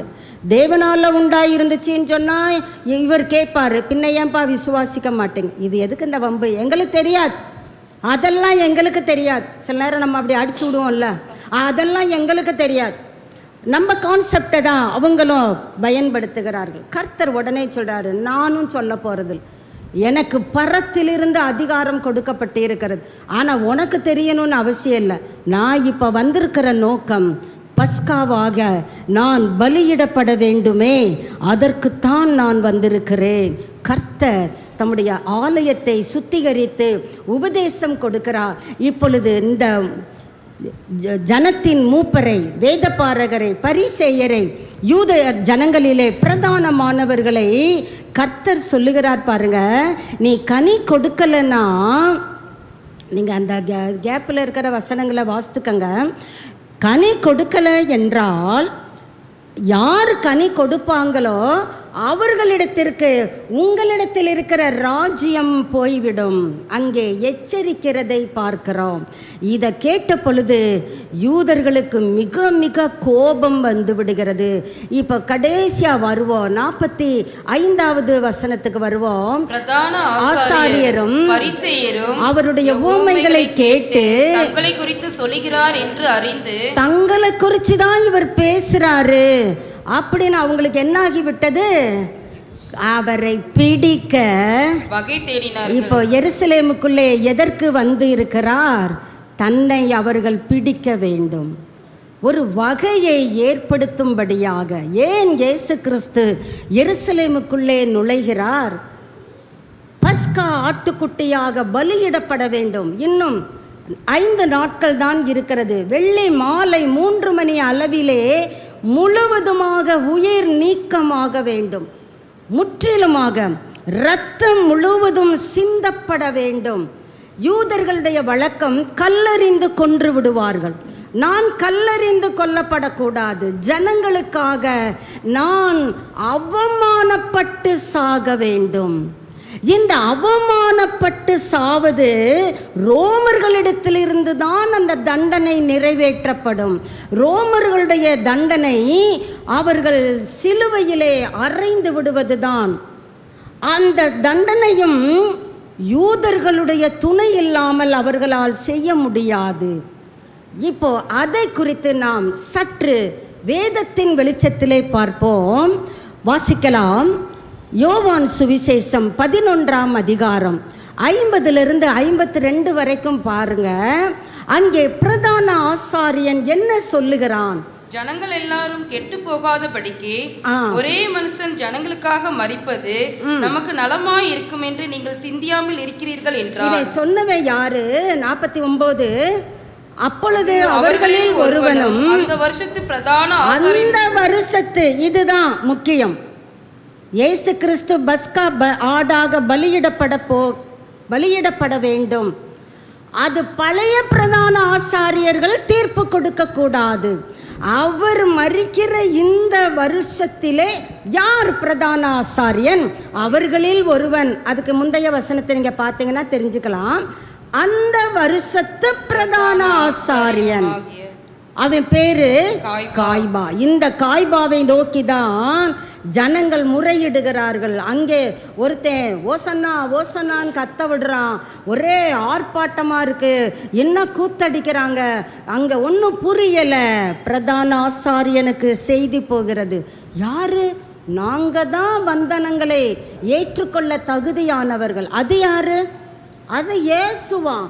ஏதோ கலிலேயாவில் உள்ள நாசரேத்திலிருந்து வந்திருக்கிறாராம். அவர்கள் எக்ஸ்ட்ரா ஃபிட்டிங் எடுத்து விடுகிறார்கள். காய்பாவிற்கு இப்பொழுது மூர்க்க குணம் அதிகரிக்கிறது. சொல்லுகிறான், தீர்க்க தரிசனமாக சொன்னான் என்ற ஆவியானவர் அவன் வார்த்தையை, அவன் தீர்ப்பை தனக்கு சாதகமாக எழுதுகிறார். ஜனங்கள் எல்லாரும் கெட்டு போகாதபடிக்கு ஒரு மனுஷன் அல்ல. அந்த வார்த்தையினுடைய சாராம்சம் நம்முடைய இருதயங்களிலே பதியப்படட்டும். ஒரே மனுஷன், ஒரு மனுஷன் சொல்லப்படல, ஒரே மனுஷன் ஜனங்களுக்காக மரிப்பது ஜனங்களுக்கு நலம் தானே சொல்ல வேண்டும். ஆனா அவர் சொல்றாரு நமக்கு நலம் என்று. நீங்க ஏன்பா யோசிக்காம இருக்கிறீங்க? அடுத்து சொல்றாரு பாருங்க, இதை அவன் சுயமாய் சொல்லாமல் அந்த வருஷத்து பிரதான ஆசாரியன் ஆனபடியினாலே. அந்த வார்த்தையை கவனிங்க. அந்த வருஷத்து பிரதான ஆசாரியன் ஆனபடியினாலே இயேசு யூத ஜனங்களுக்காக மரிக்க போகிறார். தீர்ப்பு அங்கே எழுதப்படுகிறது. Oral judgment. இந்த ஓரல் ஜட்ஜ்மெண்ட் இயேசுவுக்கு செட் ஆகல. அது எழுதப்பட வேண்டும். வாய்ட்டு சொன்னா போதுமா? நாளைக்கு சொல்லுவேன், தெரியாம சொல்லிட்டேன். நான் இந்த வெள்ளி அன்று நான் ஜனங்களுக்காக உயிர் தியாகம் செய்ய வேண்டும். இப்போ அடுத்து பாருங்க, அந்த வருஷத்து பிரதான ஆசாரியன் ஆனபடியினாலே அந்த ஜனங்களுக்காக மாத்திரம் அல்ல, சிதறி இருக்கிற 52வது வசனம், தேவனுடைய பிள்ளைகளை ஒன்றாய் சேர்க்கிறதற்காகவும் மரிக்க போகிறார் என்று தீர்க்க தரிசனமாய் சொன்னான். இன்னும் ஒரு தடவை எல்லாரும் சேர்ந்தே படிச்சுக்கலாம். அந்த ஜனங்களுக்காக மாத்திரம் அல்ல, சிதறி இருக்கிற தேவனுடைய பிள்ளைகளை ஒன்றாக சேர்க்கிறதற்காக காட்ஸ் பர்பஸ் அங்கே சொல்லப்படுகிறது. யார் மூலமாக? பிரதான ஆசாரியன் மூலமாக. அதுதான் யூத சடங்கு, அதுதான் யூதர்களுடைய பாரம்பரியம். கர்த்தர் அந்த பாரம்பரியத்திற்கு உட்பட்டவராக பஸ்கா ஆடாக அங்கே பலியிடப்பட போகிறார். யாருக்காக? யூதருக்கு மட்டும் இல்லை, எல்லாருக்காகவும். சிதறி இருக்கிற தேவனுடைய பிள்ளைகளை ஒன்றாக சேர்க்கிறதற்காக மரிக்க போகிறார் என்று தீர்க்க தரிசனமாக சொன்னான். இன்னும் கொஞ்சம் அடுத்து கொஞ்சம் பார்க்கலாம் பாருங்க. மார்க்குக்கு வருவோம். மார்க்கு சுவிசேஷம் 14ஆம் அதிகாரம் 60 முதல் 64 வரை நாம் சற்று இந்த பண்டிகை தினம்தானே, சற்று இந்த வார்த்தையின் வெளிச்சத்தை பெற்றுக்கொண்டவர்களாக இந்த இடத்தை விட்டு கடந்து செல்லலாமே. அப்பொழுது பிரதான ஆசாரியன் எழுந்து நடுவே நின்று இயேசுவை நோக்கி, இவர்கள் உனக்கு விரோதமாய் சொல்லுகிறதை குறித்து நீர் ஒன்று. அங்க யார் பேசுகிறா? பிரதான ஆசாரியன். அந்த பதத்தை நாம் கவனித்துக் கொள்ளுவது நல்லது. வாசிக்கலாம். பிரதான ஆசாரியன் உட்கார்ந்து பேசலாம். அவர் தான் நீங்கள் பழைய ஏற்பாட்டிலே அதை நாம் எடுக்க எனக்கு விருப்பம்தான். கால அவகாசம் குறுகியதாக இருக்கிறபடினாலே நீங்கள் யோசியா ராஜா காலத்திலே, யோசபாத் ராஜா காலத்திலே அந்த ராஜாக்கள் என்ன செய்கிறார்கள்? நியாயப்பிரமாண நூலை கண்டுபிடிக்கிறார்கள். கண்டுபிடித்து ஆசாரியர்களை நியமிக்கிறார்கள். அந்த ஆசாரியர்களுக்கு அங்கே நீங்கள் தான் நியாயாதிபதிகள், நீதிபதிகள். நியாயாதிபதினா என்னங்க? ஜட்ஜஸ். ஜட்ஜுனா நமக்கு எளிதிலே புரியும். நாம் ஆங்கிலத்திலே அதிக வார்த்தைகளை நாம் அறியாமலே பேசி பழக்கப்பட்டு விட்டோம். அவர் ஜட்ஜாக இருக்கிறார். எழுத படிக்க தெரியாதது அழகாக சொல்லும். ஜட்ஜுன்னு சொல்கிற, ஜட்ஜாக இருக்கிறார். இது வார்த்தை உனக்கு எப்படி தெரிஞ்சிச்சு? நீதிபதின்னு தானே சொல்லணும். ஆமாம், ஜட்ஜாக இருக்கிறார். பா நீதிபதியா? ஜட்ஜுன்னு சொன்ன என்னவா சொல்லுகிறார்கள் தானே. இப்போ இந்த ஆசாரியர்கள் நீதிபதிகளாகவும் செயலாற்றுகிறார்கள்.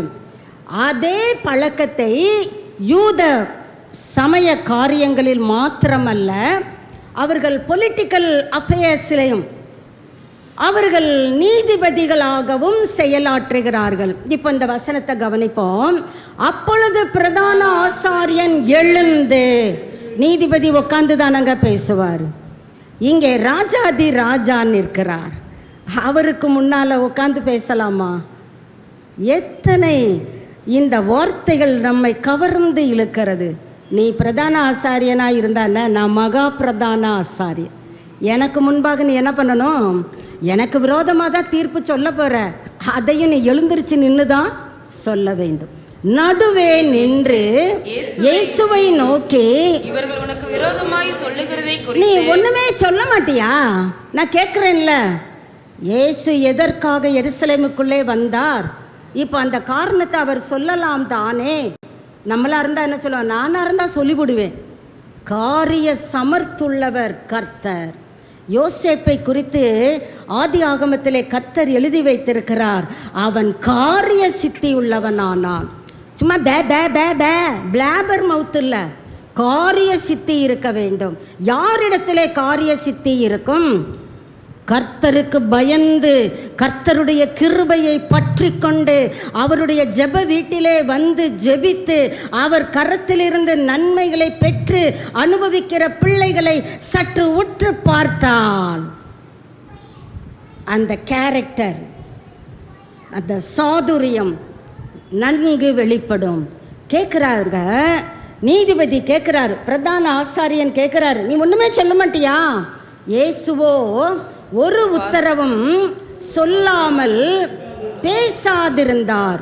மறுபடியும் பிரதான ஆசாரியன் அவரை நோக்கி, இப்போ ஒரிஜினலான கேள்விக்கே வந்து விடுகிறான் அந்த ஆசாரியன். நீதான் ஸ்தோத்தரிக்கப்பட்ட தேவகுமாரனாகிய கிறிஸ்துவா? டக்குன்னு வாயை திறக்கிறார். நான் அவர்தான். எங்கே பேசணுமோ அங்கே பேசுகிறார், எங்கே அமைதியை கடைப்பிடிக்க வேண்டுமோ அங்கே அமைதியை கடைப்பிடிக்கிறார். இப்போ சொல்கிறார் பாருங்க, இது தாங்க யூதர்களுக்கு பிரதான ஆசாரியன் பப்ளிசிட்டி பண்ணிடுறான், தீர்ப்பை எழுதிடுறான். இவன் சிலுவை மரணத்திற்கு பாத்திரவான்.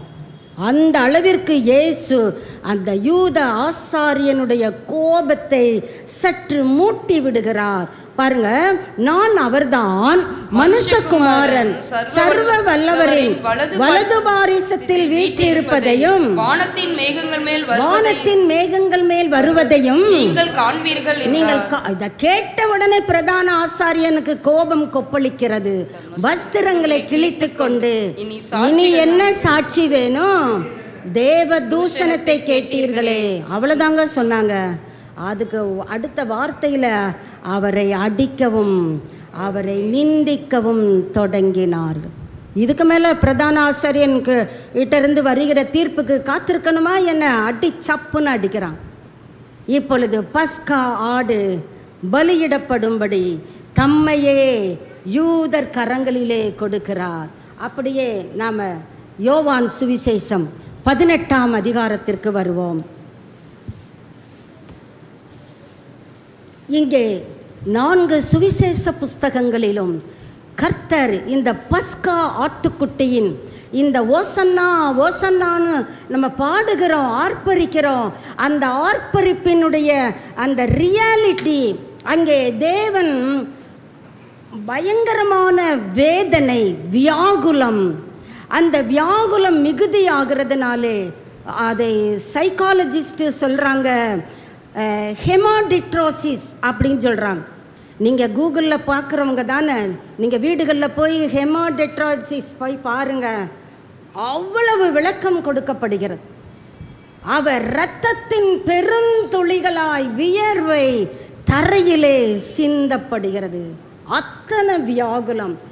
ஏதேன் தோட்டத்திலே மனிதன் துரத்தப்படுகிறான். காரணம், அவன் கர்த்தருடைய சத்தத்துக்கு கீழ்ப்படிய மறுத்து தந்திர குணமுள்ள செர்பெண்ட். இப்பவும் செர்பெண்ட்டுக அங்கங்க நடமாடுகிறது. இந்த செர்பெண்ட்டுகளுடைய தந்திரங்களை சபை அறிந்து கொள்ள வேண்டும். அறிந்து கொள்ளாவிட்டால் தோட்டத்திலிருந்து துரத்தப்படுகிற அபாயம் உண்டு. ஆனால் கர்த்தர் ஏதேன் தோட்டத்திலே துரத்தப்பட்ட இந்த மனு குலத்தை அப்படியே விட்டுவிடாமல் அந்த மனு குலத்தை மீட்டெடுக்கும்படியாக கெத்செமனே தோட்டத்திற்கு வருகிறார். வாசிக்கலாம். யோவான் 18:1 வாசிப்போமே. இயேசு இவைகளை சொன்ன பின்பு தம்முடைய சீஷருடனே கெதரோன் என்னும் ஆற்றுக்கு அப்புறம் போனார். சீஷர்களுடனே கெதரோன் என்னும் ஆற்றுக்கு அப்புறம் போனார். அங்கே ஒரு தோட்டம் இருந்தது.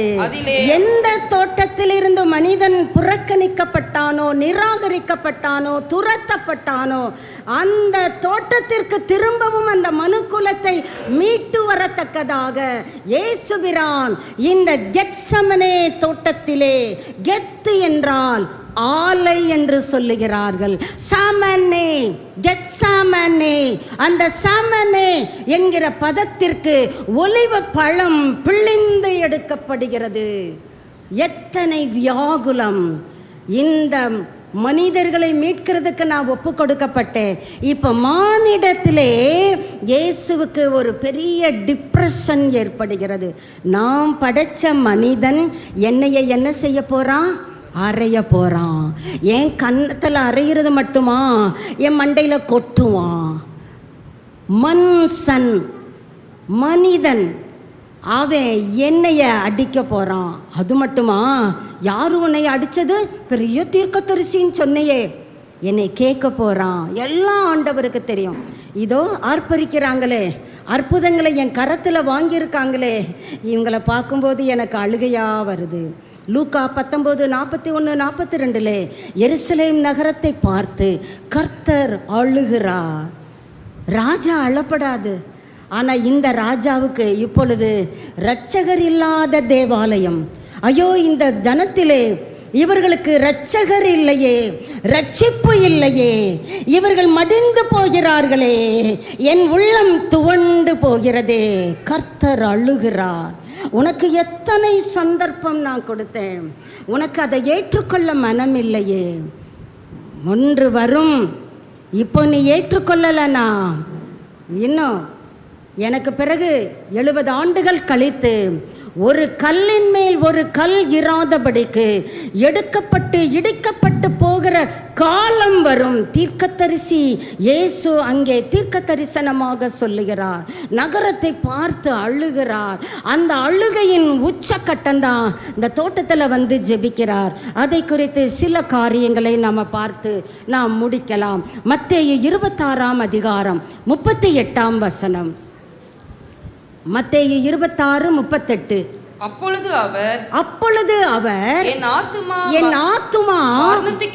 மரணத்துக்கு ஏதுவான கொண்டிருக்கிறது. அவர் ஓப்பனாவே சொல்றாருங்க, மரணத்தை பார்த்து பயப்படுகிறவர் அல்ல. நாம் தப்பாக கணித்து விடக்கூடாது.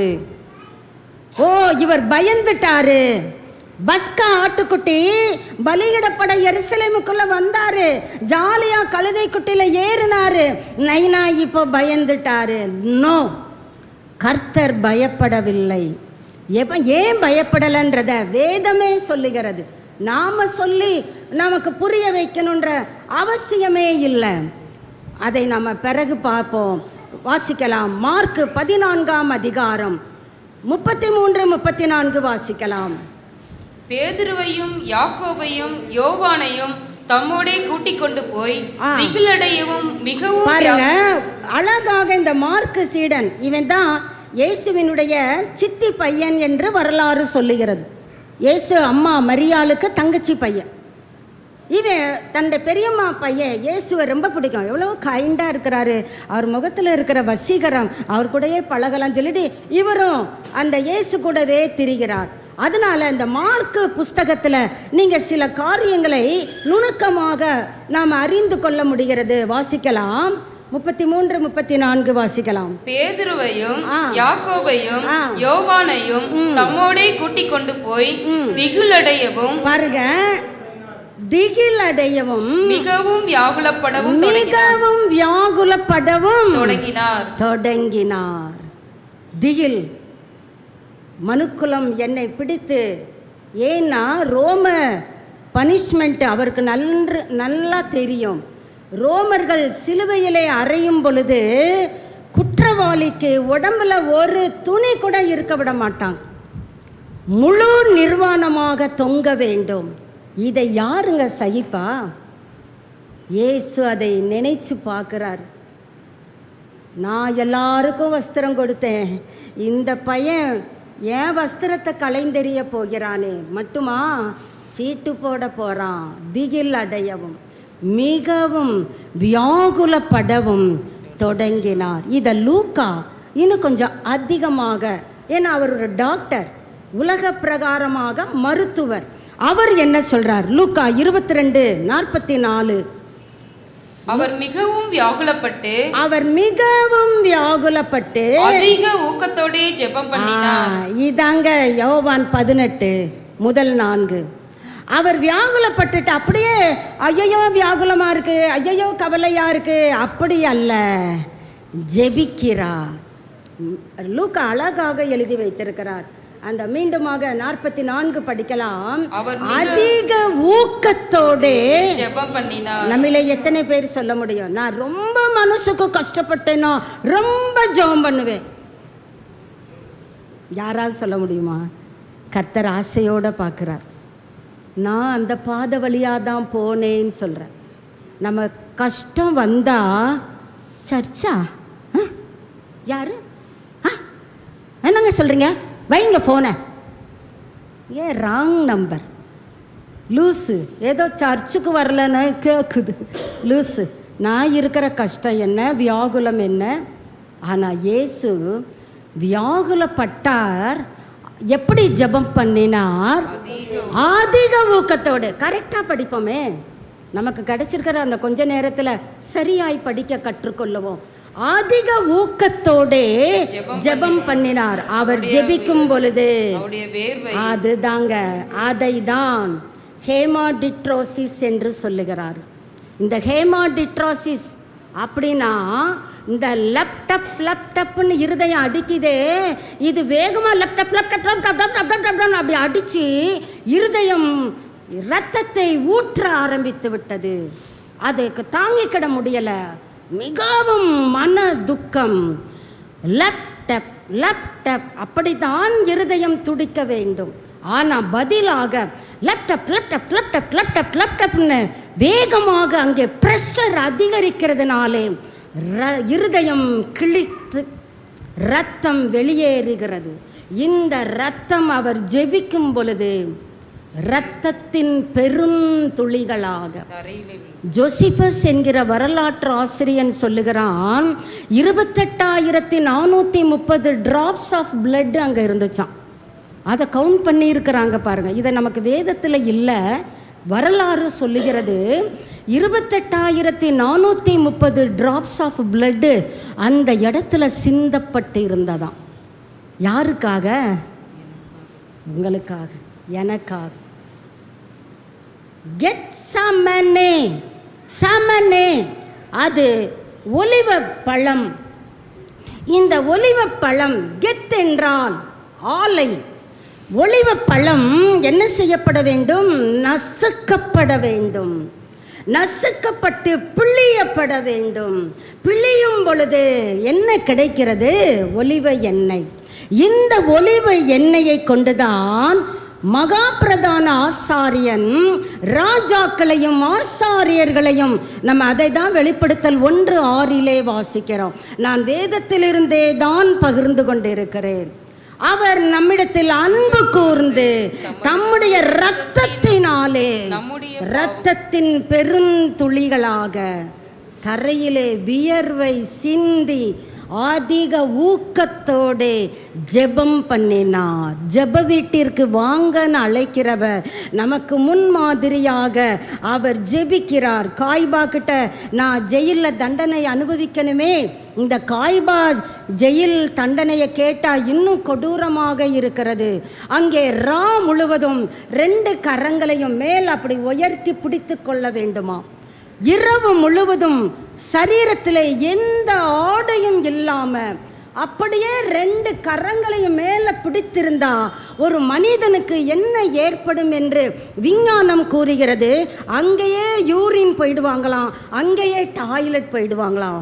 பயத்தில் அந்த கைதிகள் அலறுவாங்களாம், இந்த ரோமர்கள் எங்களை அடித்து கொல்ல போகிறாங்க. அப்படி இயேசுவும் காய்பா பக்கத்தில் இருக்கிற சிறைச்சாலையிலே, இதெல்லாம் இயேசு கிறிஸ்துவ சிலுவையிலே அடிக்கப்படுவதற்கு முன்பாக நடந்த சம்பவங்கள். நான் குரூசிஃபிக்ஷனுக்கே வரலை, அது நமக்கு அடுத்து. அதற்கு முன்பாகவே இயேசு எத்தனையாய் பாடுபட்டிருக்கிறார். நீங்கள் ஒரு 10 நிமிஷம் உங்கள் கையை தூக்கி வச்சு பாருங்க, இந்த இடம் வலிக்கும். சிலர் சொல்லுவாங்க நான் 1 மணி நேரம் கரங்களை உயர்த்தி ஜெபிப்பேன். 1 மணி நேரத்துக்கு பிறகு சான்ஸே இல்லை, அவங்க கை பயங்கரமாக வலிக்கும். ஆனால் ஒரு முழுவதும் கரங்களை மேலே அப்படி பிடிச்சிக்கிட்டே இருக்கணும். அவன் கையை இன்னொரு கையை வச்சு பிடிச்சிக்கிடணும். அது மிகவும் கடினம் என்று விஞ்ஞானம் கூறுகிறது. அந்த ரூமில் பார்த்தீங்கன்னா ஒரே ரூமில் 50-60 கைதிகளை போட்டிருப்பாங்களாம். இவங்க கதறுகிறத காய்பார் ரசிப்பாராம். வேணும்டா, என்ன தீர்க்க ஆட்டம் ஆடுன, கேட்கட்டும், இந்த சத்தம் எனக்கு இனிமையாக இருக்குது. ஏய், இன்னைக்கு என்ன ஸ்வீட் செஞ்ச? வீட்டிலே அதை ஒரு பண்டிகையாக செலிப்ரேட் பண்ணுகிறவர்கள். இங்கே கைதிகள் அலறுவாங்களாம். அவங்களுக்கு அந்த நாற்றம், ஒரு 1-2 போகுது, 50-60 போய்கிட்டு இருக்குது. அந்த இடம் எப்படி இருக்கும்? நான் என்னால் யோசிக்கவே முடியலைங்க. என்னுடைய மனது வலி எடுக்க ஆரம்பித்தது. இயேசு அந்த இடத்திலே யாருக்காக போகிறாரு? உங்களுக்காகவும் எனக்காக. நம்முடைய ரட்சிப்பு வருகிறது என்று சொல்லுங்கன்னு சொல்லுகிறவர் அங்கே எத்தனையாய் பாடுபடுகிறார். ஒலிவ பழங்களை பிழிந்தா ஒலிவ எண்ணெய் கிடைக்குமே, அந்த ஒலிவ எண்ணெயை கொண்டுதான் ராஜாக்களையும் ஆசாரியர்களையும் அபிஷேகிக்க வேண்டுமே. அதற்குத்தானே இயேசு அங்கே அவதிப்படுகிறார். இப்போ யோவான் 18:4 வருவோம். யோவான் 18:4, தமக்கு நேரிட போகிற எல்லாவற்றையும் அறிந்து இயேசு தைரியமாக அவர்களுக்கு எதிர்கொண்டு வருகிறார். இவ்வளவு கஷ்டப்பட்டாலும் வியாகுலப்பட்டாலும் இரத்தத்தின் பெருந்துளிகளாய் வியர்வை நிலத்திலே விழ அதிக ஊக்கத்தோட ஜெபித்தாலும் கர்த்தர் மரணத்தை குறித்து பயம் சற்றும் கொள்ளவில்லை. எல்லாம் எனக்கு தெரியும், தைரியமாக கேட்குறாரு. யாரை தேடி வந்தீர்கள்? அவங்க சொல்கிறாங்க, நசரேயனாகிய இயேசுவை. ஏன்னா நிறைய இயேசுக்கள், இயேசு என்கிற பெயர் இப்போ காமனா சபைகளிலே எஸ்தர், ரூத், அண்ணா, இப்படி பெயர்கள் எல்லாம் காமனாக இருக்கும். அதே போன்று யூதர்கள் இயேசு என்கிற பெயரை பிரியமாக வைத்து கொள்ளுவார்களாம் தங்கள் பிள்ளைகளுக்கு. அதனால தான் இங்கே இயேசுக்கிட்ட அவங்க சொல்கிறாங்க, நசரேயனாகிய இயேசுவை நாங்கள் தேடி வந்திருக்கிறோம். நான் தான். பேதுரு, இங்கே வா, மறைச்சிக்கோ, என்னை நல்லா குண்டுமணியாக இருக்கிறையே, என்னை மூடி மறைச்சிக்க தெரியல, அப்படி சொல்லலைங்க. என்னை பிடிக்கிறதுண்டானால் இவர்களை விட்டு விடுங்கள், இவங்களை தொடக்கூடாது. நான் தானே வேணும். சீஷர்களை நீங்கள் என்ன செய்யக்கூடாது? தொடப்படாது. கர்த்தர் அங்கேயே தம்முடைய விடுதலையை ஆரம்பித்து விட்டார். சீஷர்கள் யாருக்கும் ரோமர்களோ யூதர்களோ தண்டனை கொடுத்ததாக வேதமோ சரித்திரமோ சொல்லவில்லை. இயேசுவை மாத்திரம் பிடித்து கொண்டு போகிறார்கள். வாசிக்கலாம். லூக்கா 22:1-3 வரை வாசித்து மார்க் 14:42 வாசிக்கலாம். பஸ்கா என்னப்பட்ட புளிப்பில்லாத அப்ப பண்டிகை சமீபமாயிற்று. பஸ்கா பண்டிகை, இந்த பண்டிகையிலே இயேசு அடிக்கப்பட வேண்டும். புளிப்பில்லாத அப்ப பண்டிகை சமீபமாகிறது. இப்பொழுது பிரதான ஆசாரியரும் வேத பாரகரும் அவரை கொலை செய்யும்படி யோசித்து ஜனங்களுக்கு பயப்பட்டபடியினால் எவ்விதமாய் அப்படி செய்யலாம் என்று வகை தேடினார். வகை தேடினவர்களுக்கு ரோம சட்டம், உன் கூட இருக்கிறவன் தான் உன்னை குற்றப்படுத்த வேண்டும் அப்படின்னா தான் நாங்கள் அந்த கேஸை கையில் எடுப்போம். இப்போ பாருங்க, யாருக்குள்ளே பிசாசு புகுகிறான்? கூட இருந்த ட்ரெஷரர், இயேசு கூட இருந்த சீடர்கள், இயேசு அவனை ஒரு பொருளாளராக நியமிக்கிறார். அவனுக்குள்ளே சாத்தான் புகுந்தான். இப்போ அந்த வகை தேடிக்கிட்டு இருக்கிறவங்களுக்கு இவன் போய் வகையா பதில் சொல்லுகிறான். நான் காட்டி கொடுக்குறேன், எனக்கு என்ன தருவீங்க, எனக்கு என்ன தருவீங்க? அவன் நினைச்சான், நான் இதை வாங்கி தரித்திரருக்கு கொடுப்பேன், தரித்திரருக்கு உதவும்லாம். இந்த யூதர்கள் தான் நிறையா காசு வச்சுருக்காங்கல்ல, தரித்திரருக்கு உதவட்டும். அவன் வாங்கின அந்த சம்பாதித்த அந்த 30 வெள்ளிக்காசு தரித்திரருக்கா உதவியது? அது அடுத்த கட்டம், அது உங்களுக்கே தெரியும். வகை தேடினவன் கைகளிலே வகையாய் மாட்டிக்கொண்ட ஸ்காரியோத் என்னும் யூதாஸ் அங்கே அவர்களோட அந்த வகையை குறித்து அழக ஆவியானவர் எழுதி வச்சிருக்கிறார். அந்த வகையை குறித்து ஆலோசனை பண்ணினான். அவர்கள் சந்தோஷப்பட்டு அவனுக்கு பணம் கொடுக்க உடன்பட்டு. இது இயேசுவுக்கு தெரியுமா தெரியாதா? போப்பா, நீ பிரெட்டு வாங்கிக்கிட்ட, நீ கிளம்பு, செய்ய வேண்டிய வேலையை செய். ஆனால் அவன் இயேசுவினுடைய இரத்தத்தை அவன் பருகவில்லை. இப்போ வாசிக்கலாம். மார்க்கு 14ஆம் அதிகாரம் 42வது வசனம். மார்க்கு 14:42. உடனே அவர் இப்படி பேசுகையில் 12 ஒருவனாகிய யூதாஸ் வந்தான். அவனோட கூட பிரதான ஆசாரியரும் வேத பாரகரும். 14:42. என்னை காட்டி கொடுக்கிறவன் இதோ வந்து வகையா போய் ஆலோசனை பண்ணி என்னை காட்டி கொடுக்கணும்னு ஒருத்தன் வர்றான்ப்பா, இதோ வந்து விட்டான், எழுந்திருங்க போவோம். யாருங்க மரணத்தை பார்த்து இப்படி தைரியமா போவாங்க? யூதா கோத்திரத்து சிங்கம் மரணத்தை கண்டு சற்றும் அஞ்சவில்லை. யாருக்காக பிழியப்பட்டார்? நம் ஒவ்வொருவருக்காக. அதற்கென்று தான் பரிசுத்த நற்கருணை என்கிற சாக்கிரமந்தை தேவன் நமக்கு ஏற்படுத்தி இருக்கிறார். அதை குறித்த காரியங்கள் ஓரிரு வசனங்களை வாசிக்கலாமே. அவருடைய இரத்தம் நமக்கு எத்தனை பெரிய அற்புதங்களை செய்கிறது. கடந்த ஞாயிறிலே சில காரியங்களை தியானித்தோம். அவருடைய இரத்தம் நம்மை சுகமாக்குகிறது. அவருடைய இரத்தத்தினாலே சாத்தானை நாம் ஜெயம் கொள்ள முடியும். அவருடைய இரத்தம் நமக்கு மனதிலே சமாதானத்தை கொண்டு வருகிறது. ஏன் ஜெப வீட்டுக்கு வாங்கங்கிறாரு? ஏன் ஜெப வீட்டுக்கு வரும் பொழுது உங்களுக்கு மகிழ்ச்சி ஏற்படுகிறது? சுகம் கிடைத்தால் மகிழ்ச்சி தானே, சமாதானம் கிடைத்தால் மகிழ்ச்சி தானே. யோவான் 19:2, ஏசாயா 9:6, ரோமர் 5:1. இவ்விதமாக இயேசு கிறிஸ்து என்னும் ஒருவராலே நாம் சமாதானம் பெற்றிருக்கிறோம். அந்த சமாதானத்தை கொடுப்பதற்கு தான் இயேசு பஸ்கா ஆட்டுக்குட்டியாக கெத்சமனே தோட்டத்திலே நம்மை மீட்டெடுக்கும்படியாக அவர் ஈன கோலத்தை அங்கே ஏற்கிறார். அவர் இரத்தத்தின் பெருந்துளிகளாய் அதிக ஊக்கத்தோடு அவர் ஜெபித்து தைரியமாக அந்த சத்ருவினுடைய அந்த ரோமர்களுடைய அந்த தண்டனையை அவர் மனம் உவந்து ஏற்றுக்கொள்ளுகிறார். எபிரெயர் 9:14 வாசிக்கலாம். எபிரெயர் 9:14. நித்திய ஆவியினாலே தம்மை தாமே பழுதற்ற பலியாக தேவனுக்கு ஒப்புக் கொடுத்த கிறிஸ்துவினுடைய இரத்தம் ஜீவனுள்ள தேவனுக்கு. இந்த இரத்தத்தின் பெருந்துளிகள் நமக்கு எதை செய்கிறது? ஜீவனுள்ள தேவனுக்கு ஊழியம் செய்வதற்கு உங்கள் மனசாட்சியை செத்த கிரியைகள் அற சுத்திகரிக்கிறது. Much more செர்டனிட்டி. தலைகளை தாழ்த்துவோம். கர்த்தருக்கு நன்றி செலுத்துவோமே. எனக்காக அடிக்கப்பட்ட ஆட்டுக்குட்டியானவர், உலகத்தின் பாவத்தை சுமந்து தீர்க்கிற தேவ ஆட்டுக்குட்டி அங்கே பிழியப்பட்டார்.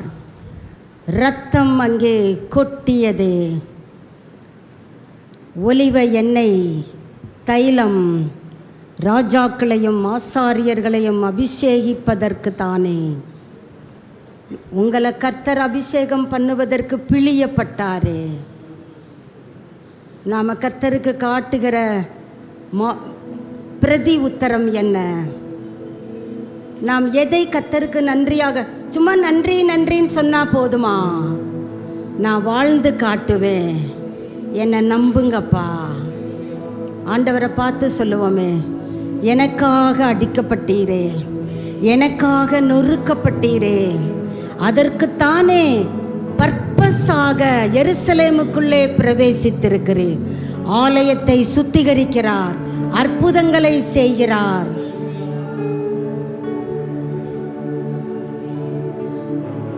கனி உண்டோ என்று பார்க்கிறார். கனி உண்டா? நம்மில எத்தனை பேர் கனி கொடுக்கிற வாழ்க்கை வாழ்ந்து கொண்டு இருக்கிறோம்? கனி கொடுக்கலன்னு சொன்னா கர்த்தர் சொல்லுகிறார், உங்களிடத்திலிருந்து அந்த ராஜ்யம் எடுக்கப்பட்டு கனிகளை கொடுக்கிற ஜனங்களுக்கு கொடுக்கப்படும். கர்த்தர் கெஞ்சிக்கிட்டே இருக்க மாட்டார். தயவு செய்து கனி கொடுப்பா சொல்லி பார்ப்பாரு. கனி கொடுக்கலனா கனி கொடுக்கிற ஜனங்களை அவர் தேடி போய்விடுவார். நம் நிலைமையோ பரிதாபம். அந்த பரிதாபத்திற்கு இந்த காலை வேளையிலே நாம் தப்புவிக்கப்பட வேண்டும் என்பதுதான் அன்பர் இயேசுவின் ஆதங்கம். Thank you Lord. இப்பொழுது மனதிலே மத்தேயு 21வது அதிகாரம் முதல் 11 வசனங்களை அப்படியே ரீகலெக்ட் பண்ணுவோமே. எருசலேமுக்குள்ளே அவர் நுழைகிறார். அங்கே ஜனங்களை அவர்களுடைய அந்த ஆரவாரத்தை தூண்டி விடுகிறார். கழுதை குட்டியாகிய மரியின் மேல் ஏறிக்கொள்ளுகிறார். ஜனங்களுடைய ஆர்ப்பரிப்பை அவர் விரும்புகிறார். யூதர்கள் மிகவும் எரிச்சல் அடைகிறார்கள். தேவாலயம் சுத்திகரிக்கப்படாத நிலைமையை கண்டு கர்த்தர் ஆலயத்தை சுத்திகரிக்கிறார். என் வீட்டை கள்ளர் குகையாக்காதீங்க.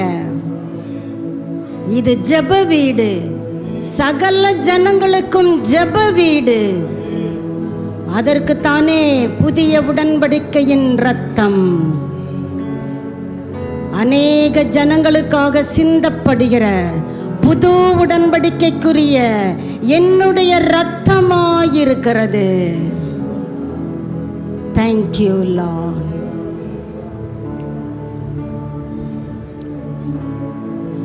Thank you Jesus.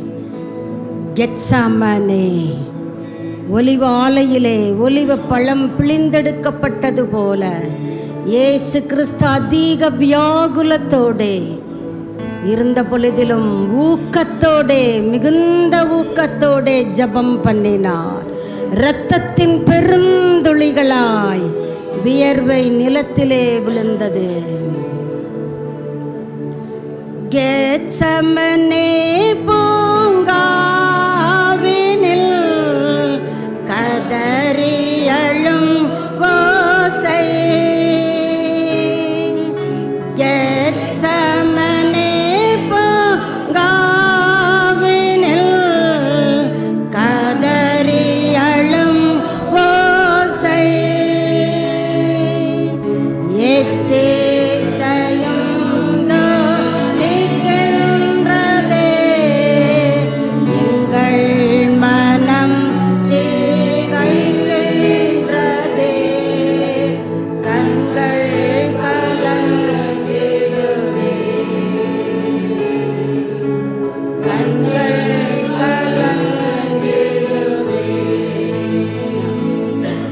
கல்வாரி அன்பை என்னிடும் வேளை கண்கள்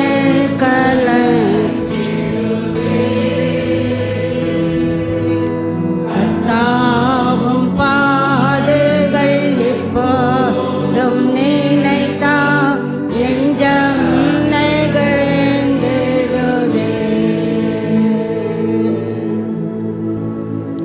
நல்ல தகப்பனே, நீர் எத்தனை நல்லவரப்பா. சிலுவை பாடுகளுக்கு முன்பாகவே உம்முடைய இரத்தமெல்லாம் சிந்தி அதிக ஊக்கத்தோடே ஜெபித்தீரே. ஆலயத்தை சுத்திகரிக்க வந்தீரே. எங்களிடத்திலே கனிகளை எதிர்பார்க்கிறீரே. நாங்களும் உமக்கு கனி கொடுக்கிற பிள்ளைகளாய் வாழ எங்களை இந்த ஒரு விசையாய் கூட உம்முடைய கரங்களிலே கொடுக்கிறோம்.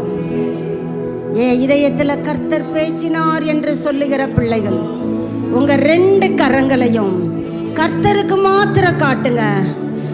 2 கரங்களையும் உயர்த்தும் பொழுது all to Jesus I surrender என்கிற அர்த்தம். ஆண்டவரே, எனக்காக ஈன கோலமானீரே, நான் உம்மை போல மாறட்டும், உம்மை போல நான் மாறட்டும். கரங்களை உயர்த்தி இருக்கிற ஒவ்வொரு தேவ பிள்ளையையும் கர்த்தர் உயிருள்ள ஜீவ பலியாக அங்கீகரிப்பீராக. எங்களுக்காக புது உடன்படிக்கையை ஏற்படுத்தி இருக்கிற உம்முடைய இரத்தம் எங்கள் மனசாட்சியை செத்த கிரியைகள் அற சுத்திகரிக்கட்டுமே. நாங்கள் ஜீவனுள்ள தேவனாகிய உமக்கு ஊழியம் செய்ய வேண்டுமே. எங்களை அர்ப்பணிக்கிறோம், அங்கீகரிப்பீராக. ஜனங்களை ஆசீர்வதித்து அனுப்புங்க. இயேசு கிறிஸ்துவின் நாமத்தில் பிதாவே, ஆமென். என் ஆத்துமாவே கர்த்தரை ஸ்தோத்திரி, என் முழு உள்ளமே அவருடைய பரிசுத்த நாமத்தை ஸ்தோத்திரி. என் ஆத்துமாவே கர்த்தரை ஸ்தோத்திரி, கர்த்தர் செய்த சகல உபகாரங்களையும் மறவாதே. ஆமென், ஆமென். நம்முடைய கர்த்தராகிய இயேசு கிறிஸ்துவினுடைய கிருபையும் பிதாவாகிய தேவனுடைய அன்பும் பரிசுத்த ஆவியானவருடைய அந்யோன்ய ஐக்கியமும் வழிநடத்துதலும் பரிசுத்த காவலும் இன்றும் என்றுமான சதா காலங்களிலும் நம் ஒவ்வொருவரோடும் அவருடைய வருகை பரியந்தம் தங்கி இருப்பதாக. ஆமென், ஆமென். God bless you.